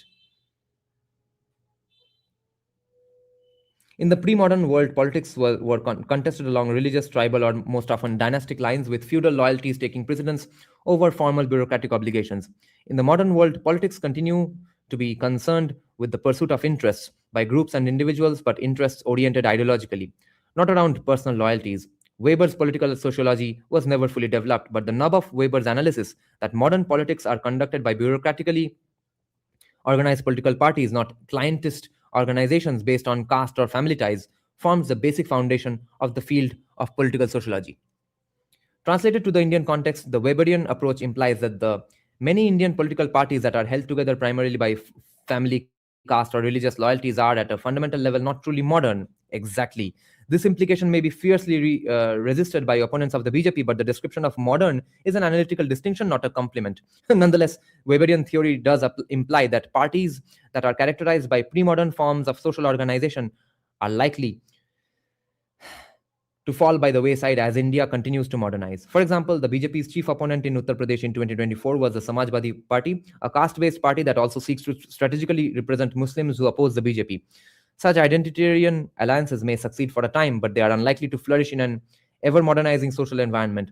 At the national level, the INC faces similar challenges. It has been said that the trouble with the INC is that Congress has never succeeded in evolving into a modern political party, an observation attributed to none other than Indira Gandhi herself. Holy shit. Nearly 4 decades after Indira Gandhi's death, a group of 23 senior party figures wrote to the current party matriarch Sonia Gandhi in 2020 to appeal for reforms that would have included professional party leadership and internal party democracy on the lines of a modern American or European political party. It was credibly reported that over 200 INC insiders supported the proposed reforms. The reform effort was quashed. One of the reformers, the 66-year-old member of parliament and former senior United Nations official Shashi Tharoor, ran for the party presidency in 2022, but was decisively defeated by an 80-year-old Gandhi family loyalist. In the run-up to the 2024 national elections, a succession of would-be parliamentary candidates made the pilgrimage to the Gandhi family home, seeking tickets. The party and the press made no secret of the fact that Sonia, Rahul, and the latest family scion Priyanka, Rahul Gandhi's younger sister Priyanka Gandhi Vadra, were personally picking the INC's candidates for the 2024 national elections. Few people outside India are aware that today's INC political party is not in any meaningful sense the heir to the India's big tent INC National Liberation Movement. On the very eve of his assassination in 1948, Mahatma Gandhi was busy drafting a new constitution for the INC that would disband the existing Congress organization in order to ensure that it was kept out of unhealthy competition with political parties. That plan ended with his death, oh, mysteriously. But many INC politicians did leave to start competing parties, including Shyama Prasad Mukherjee, who founded the Jansangh. Then in 1969, Indira Gandhi was ejected from the INC. She started a competing INC, which ultimately overtook the original and in 1971 obtained recognition as its legal successor party. Then in 1978, Mrs. Gandhi resigned from the INC to protest its lack of support for her after her post-emergency election defeat. The new INC she founded once again flourished and came to be recognized as the legal successor party, this time in 1981. The current INC is entirely the creation of Indira Gandhi. In the first 2 decades after independence, her father Jawaharlal Nehru transformed the INC from a national liberation movement into the archetype for what would become the third world strongman party. Therefore, Trinamool. When he died in harness in 1964, the party wavered. Since he had not unambiguously set up his daughter to assume the reins of power, it took Indira Gandhi 2 years to fight her way to the prime ministership, literally over the dead body of her main rival, and then a further decade for her to transform the INC through two-party splits into what would become the archetype of the South Asian family party. The INC remains a family fiefdom today. It is not in any sense a modern political party. The political scientist Ashutosh Varshni goes further, characterizing dynastic political parties like the INC as inherently anti-modern. The 2020 reform effort was only made possible by a succession of serious political defeats that saw the INC's parliamentary representation reduced from 206 seats in 2009 to just 44 seats in 2014 and 52 seats in 2019. Like a medieval monarch doling out dukedoms, a family that controls the political party is only able to command the loyalty of ambitious local grandees by demonstrating its ability to distribute political patronage. By failing to deliver Lok Sabha seats, the Gandhi family was not only weakening its control over the INC, but undermining the very rationale for the continued existence of the party. Many locally prominent politicians simply left the INC to join the regional challengers or even the BJP, presumably in the hope of improving their chances of winning the elections. their electoral prospects. According to data from the Non-Partisan Association for Democratic Reforms, 35.4% of all Indian national and state parliamentarians who switched parties between 2014 and 2021 were people leaving the INC, compared to 6.6% who were leaving the BJP. But with the party's bounce back to 99 seats in the 2024 parliamentary elections under the very public campaign leadership of Rahul Gandhi, all momentum toward internal party reform came to an abrupt end. Politics, ideology, and effective opposition. Rahul Gandhi's perceived success in the 2024 elections set back the potential reform of the INC by a decade or more. Of the 99 INC members of the parliament elected in 2024, only 24 were sitting incumbents. The implication is that roughly 3/4 of the INC's parliamentarians owe their seats to the Gandhi family. Similar calculations apply to seats in the upper house, perhaps even more so, and to seats in state legislatures, though perhaps a little less. Thus, although the INC clearly lost the 2024 election winning just 99 seats to the BJP's 240, the Gandhi family decisively won the battle for control of the INC. Even if the party suffers serious reversals in the next elections expected in 2029, the narrative will be available that it was only a random fluke, the same narrative that kept the Gandhi family in control after the wipeout loss of 2014. It will likely take 2 consecutive reversals for the INC to once again be ripe for reform. On that timeline, the INC is likely to remain a family party at least until the 2030s. This poses a serious problem for Indian democracy because no other party is in a position to offer a coherent ideological alternative to the BJP. In a careful quantitative study of Indian political party ideologies in the 2014 elections, the political scientists Pradeep K. Chibbar and Rahul Verma found that the BJP presented a clear ideological program centered on support for society and for the individual, or in their terms, opposition to the idea that the Indian state should be ontologically prior to society and should remake social norms, and opposition to special recognition for marginalized social groups through reservations or quotas. The INC, by contrast, exhibited no clear position on either scale. With the exception of a few vestigial communist parties, India's hundreds of small regional parties offer no grand narratives whatsoever. As a result, the key challenge facing Indian nationhood, the full social inclusion of Muslim Indians, remains unaddressed. The BJP has only been able to abjure responsibility for Muslim inclusion because no other party, at least since the passing of Nehruvian idealism in the late 1960s, has clearly articulated a vision of Indian national identity that explicitly incorporates Muslim Indians into the country's national story. Other parties have instead appealed for the votes of Muslim Indians on the basis of favors given to the Muslim religious establishment or by stoking fears of the BJP. Nor have they appealed to non-Muslim voters on the basis of an inspiring national story to rival the BJP's celebration of thousands of years of Hindu history in India stretching back to the mythological past. By opposing the BJP mainly on the basis of local and particularistic issues, India's ideologically inchoate opposition has in effect ceded the definition of India's national identity to the BJP. International and academic critics of the BJP have focused on demonizing the party for presenting an exclusionary vision of India's national identity, instead of asking why no other party is presenting a more inclusive vision.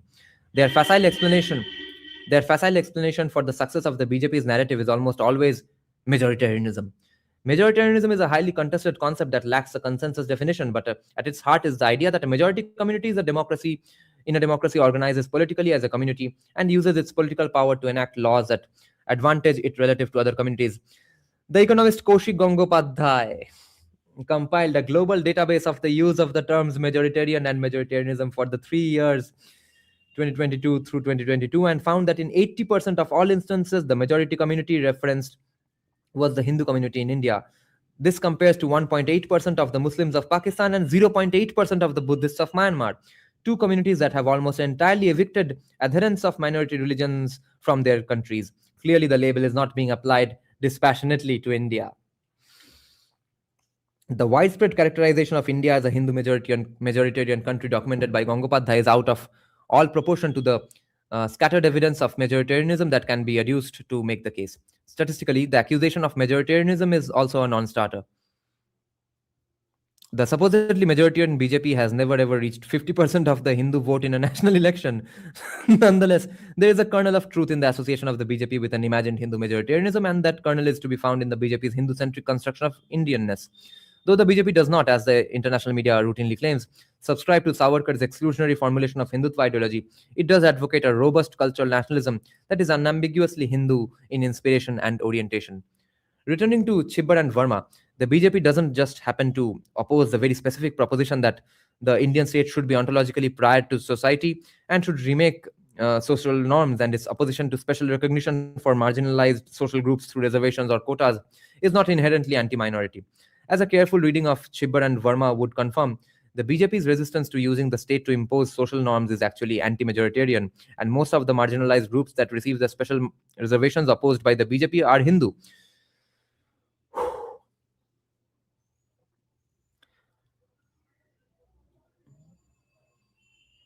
The BJP's ideology doesn't prioritize Hindu Indians over all other Indians. It prioritizes a unified vision of Hinduness that is national, modern, and reformist above multiple other visions of Hinduness that are local, organic, and traditional. The BJP's perceived aversion to Muslimness is not so much organic as instrumental. Nothing unites the Hindu community so much as distinguishing Hindus from Muslims instead of distinguishing multiple Hindu communities from each other.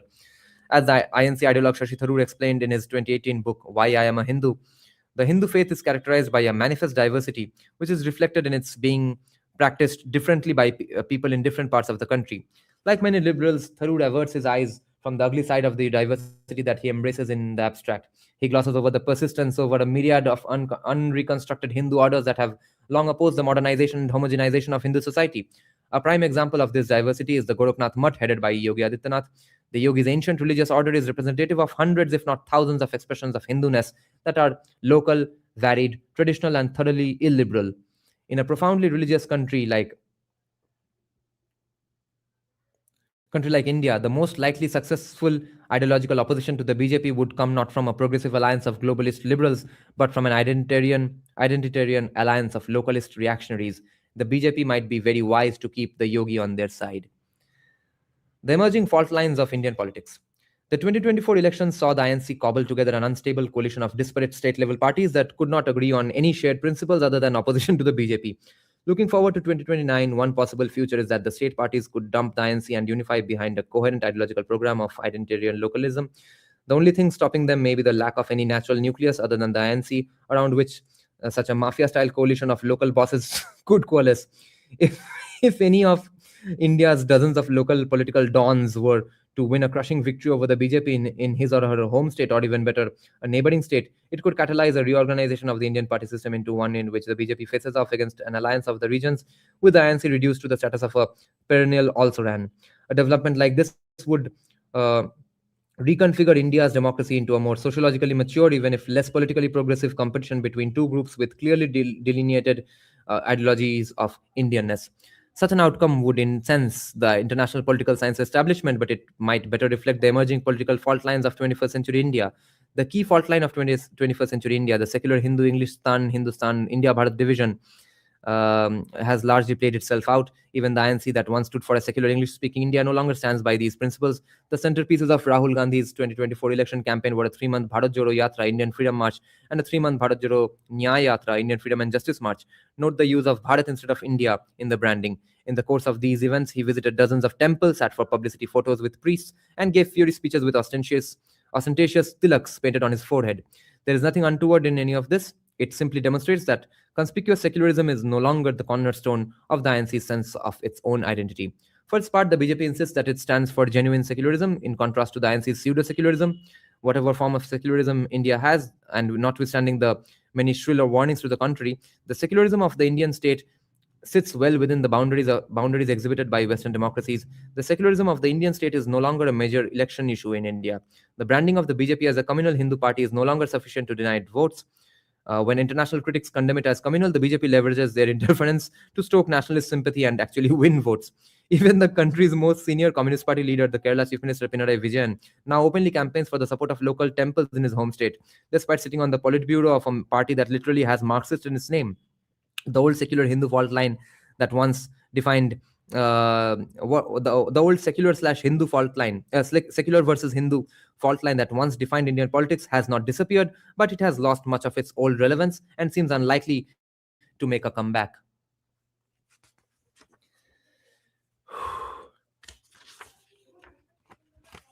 The alternative local national fault line has always existed in India, especially in the form of the north-south linguistic divide, but it has always been more relevant for state than for national politics. It is tempting to assume that as India continues to modernize, the particularistic issues on which India's 60 or so state-level political parties fight elections will become less important, and that in any case, many of these clientelist and patronage-based political parties will either merge into the national parties or disintegrate.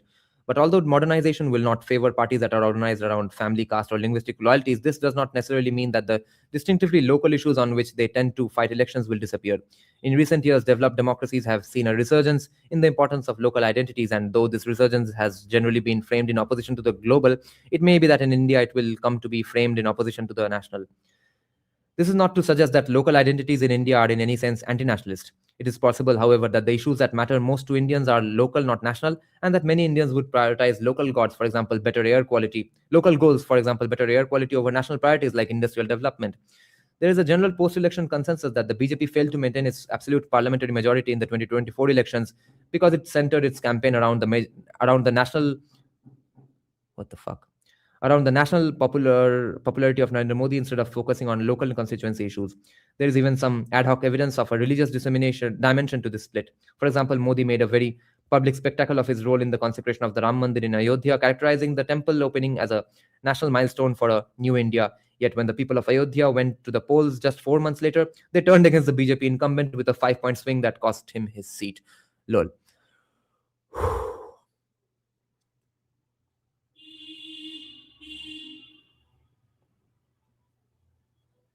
It has long been fashionable in Western political science to discount the role of ideology in party formation, but classically, it was believed that democracy flourished when ideologically motivated political parties offered voters clearly defined alternative visions for the futures of their countries. Edmund Burke argued as early as 1770 that the generous contention for power on such manly and honorable maxims as might be put forward by a body of men united upon some particular principle in which they are all agreed is the foundation of good government. It might be added that what Burke called manly and honorable maxims is in more modern terms, unambiguous political programs are the key to establishing a party identity in the minds of voters. The 1/3 of the Indian electorate who form the bedrock voter base of the BJP have no doubt that they are supporting an unabashedly nationalistic ideology with an integrative Hindu tinge. If no other Indian party has such a solid voter base, it may be because no other Indian party offers such a clear ideological message. Whatever its critics may think of it, the BJP is solidly united around fundamental principles that remain consistent from election to election. Most of the parties that oppose it, however, oppose the BJP on particularistic local issues, not on grand national narratives. When they seek Muslim Indian votes, they don't offer any agenda at all other than the need to defeat the BJP. If India's regional parties can turn their fractured opposition into a systematic ideological alternative based on localism and diversity, they would be well on their way to forming an effective national opposition. Absent such a grand narrative, they will remain scattered guerrillas sniping at the BJP from their local fortresses without ever gaining power at the center.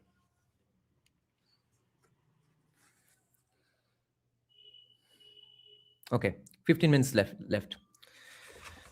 Lots of pages left. Let's just read the conclusion. Oh, this is the conclusion. Okay, I'll read the last subchapter. I'm just skipping over 2 subchapters. Okay. The discovery of Bharat. The survival and arguably the flourishing of Indian democracy demonstrate that the Western path to democratic resilience is not the only one, and perhaps not even the most effective one for the highly traditional societies of the post-colonial world. The American experience looms large in the Western democracy literature, but the soaring rhetoric on which American democracy was founded is not necessarily applicable to poor post-colonial countries struggling to form democratic nations in weak, fractured states. India's nation builders worked under exactly such conditions, and the democracy they produced, though as flawed as any other, has stood the test of time. The Indian independence literature is largely autochthonous and almost wholly unknown in the West, yet its classics are engagingly argued, easily accessible, and nearly all written in English. They should be more widely read.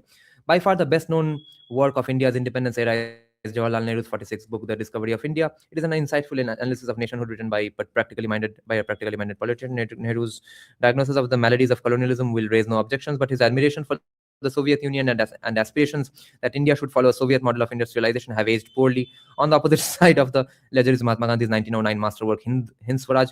Whereas Nehru endorsed a Stalinist version of forced industrialization, Gandhi embraced a Tolstoyan ideal of peasant communalism. In Hind Swaraj, Gandhi made a political argument for ahimsa, non-violence, translating it from a religious principle into a policy agenda. His seemingly genuine belief that it was better to give one's life than to harm another in self-defense may have helped tamp down the violence of partition. Arguably, it also cost many innocent lives.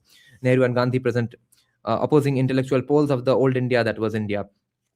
Other authors, no less prominent in their way, are perhaps more relevant to the new India that is Bharat.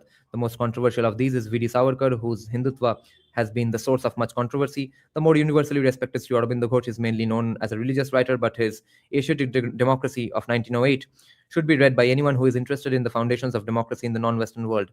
Beyond these two, every Indian is familiar with a trio who are affectionately remembered under the mnemonic Lal Bal Pal, Lala Lajpat Rai, Bal Gangadhar Tilak, and Bipin Chandra Pal. In their day, they were known as the extremists of the INC who turned the movement from gentlemanly accommodation with the British toward advocacy of Indian freedom. Their works form the core of a solid library of careful thinking about democratic nation formation in the non-Western world. The Lion of Punjab, Lala Lajpat Rai, was an early advocate of Indian independence who in 1907 attempted to push the INC away from accommodation with the British. His best-known works are The Story of My Deportation, 1908, an account of his exile to Burma for revolutionary activities, and Young India, 1916, a history of Indian nationalism to that date. Americans in particular might be interested to read his 1916 travelogue, The United States of America, A Hindu's Impressions, and a study in which he lionizes Booker T. Washington and W.E.B. Du Bois. Less often read, but much more important for the study of nationhood, however, is his 1919 book, The Political Future of India. It offers a practical analysis of the challenges of living under foreign rule and the policies needed to support the formation of an independent nation state. The Maharashtrian revolutionary Bal Gangadhar Tilak was also exiled to Burma in 1907 for his participation in anti-colonial agitations and imprisoned there for 6 years. His most famous work is a book arguing that ancient Sanskrit speakers had migrated to India from polar regions, Arctic home in the Vedas. Much more relevant for nation formation, however, are his speeches on language sovereignty, a standard character for Indian languages of 1905, and the centralization of power, the Decentralization Commission 1908.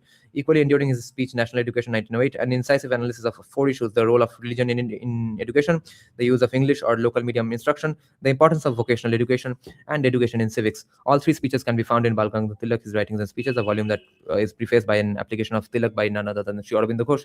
The Bengali journalist Bipin Chandra Pal was the professional writer of the Lal Bal Pal trio. His 1911 collection of essays, Soul of India, was dedicated to the Hindu god Krishna. Anyone looking for the intellectual antecedents of the Indian civilization nation can find them there. In the essays Dharma, the basis of our civilization, and the character of Indian unity, Pal's 1916 collection, 1990 Empire, is an outgrowth of the final essays of his previous book, in which he had argued that empires could only be justified as stepping stones toward world government. In the 1916 book, he argued in an essay, National Independence on Imperial Federation, that was originally published in 1914, that full independence would mean the partition of India along religious lines. The 16 years of the Muslim League called for a separate state.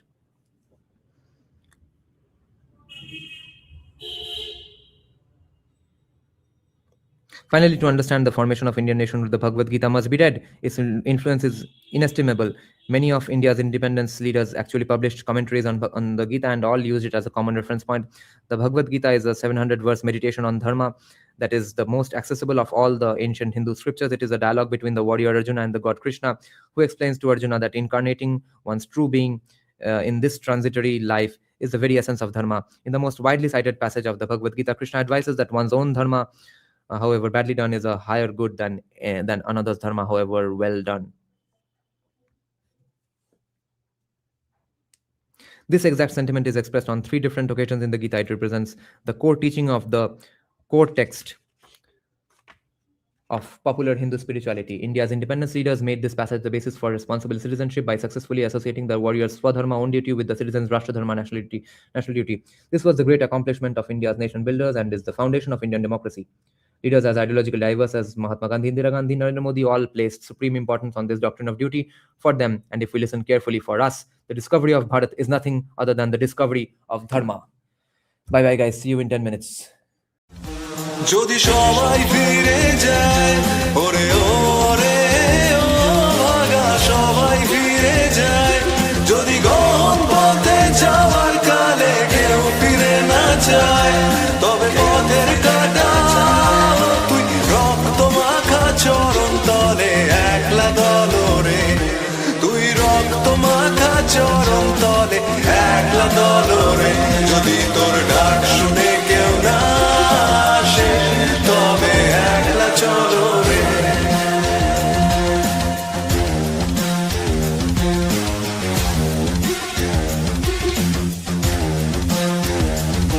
যদি আলো না ধরে ওরে ওরে ও ভাগা আলো না ধরে যদি ঝড় বাদলে আধার রাতে দুয়ার দেয় ঘরে তবে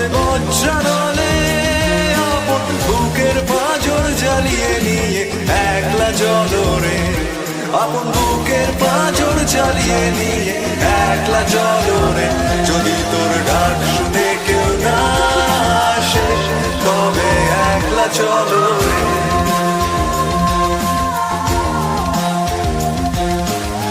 একলা চলো, একলা চলো, একলা চলো, একলা চলো রে।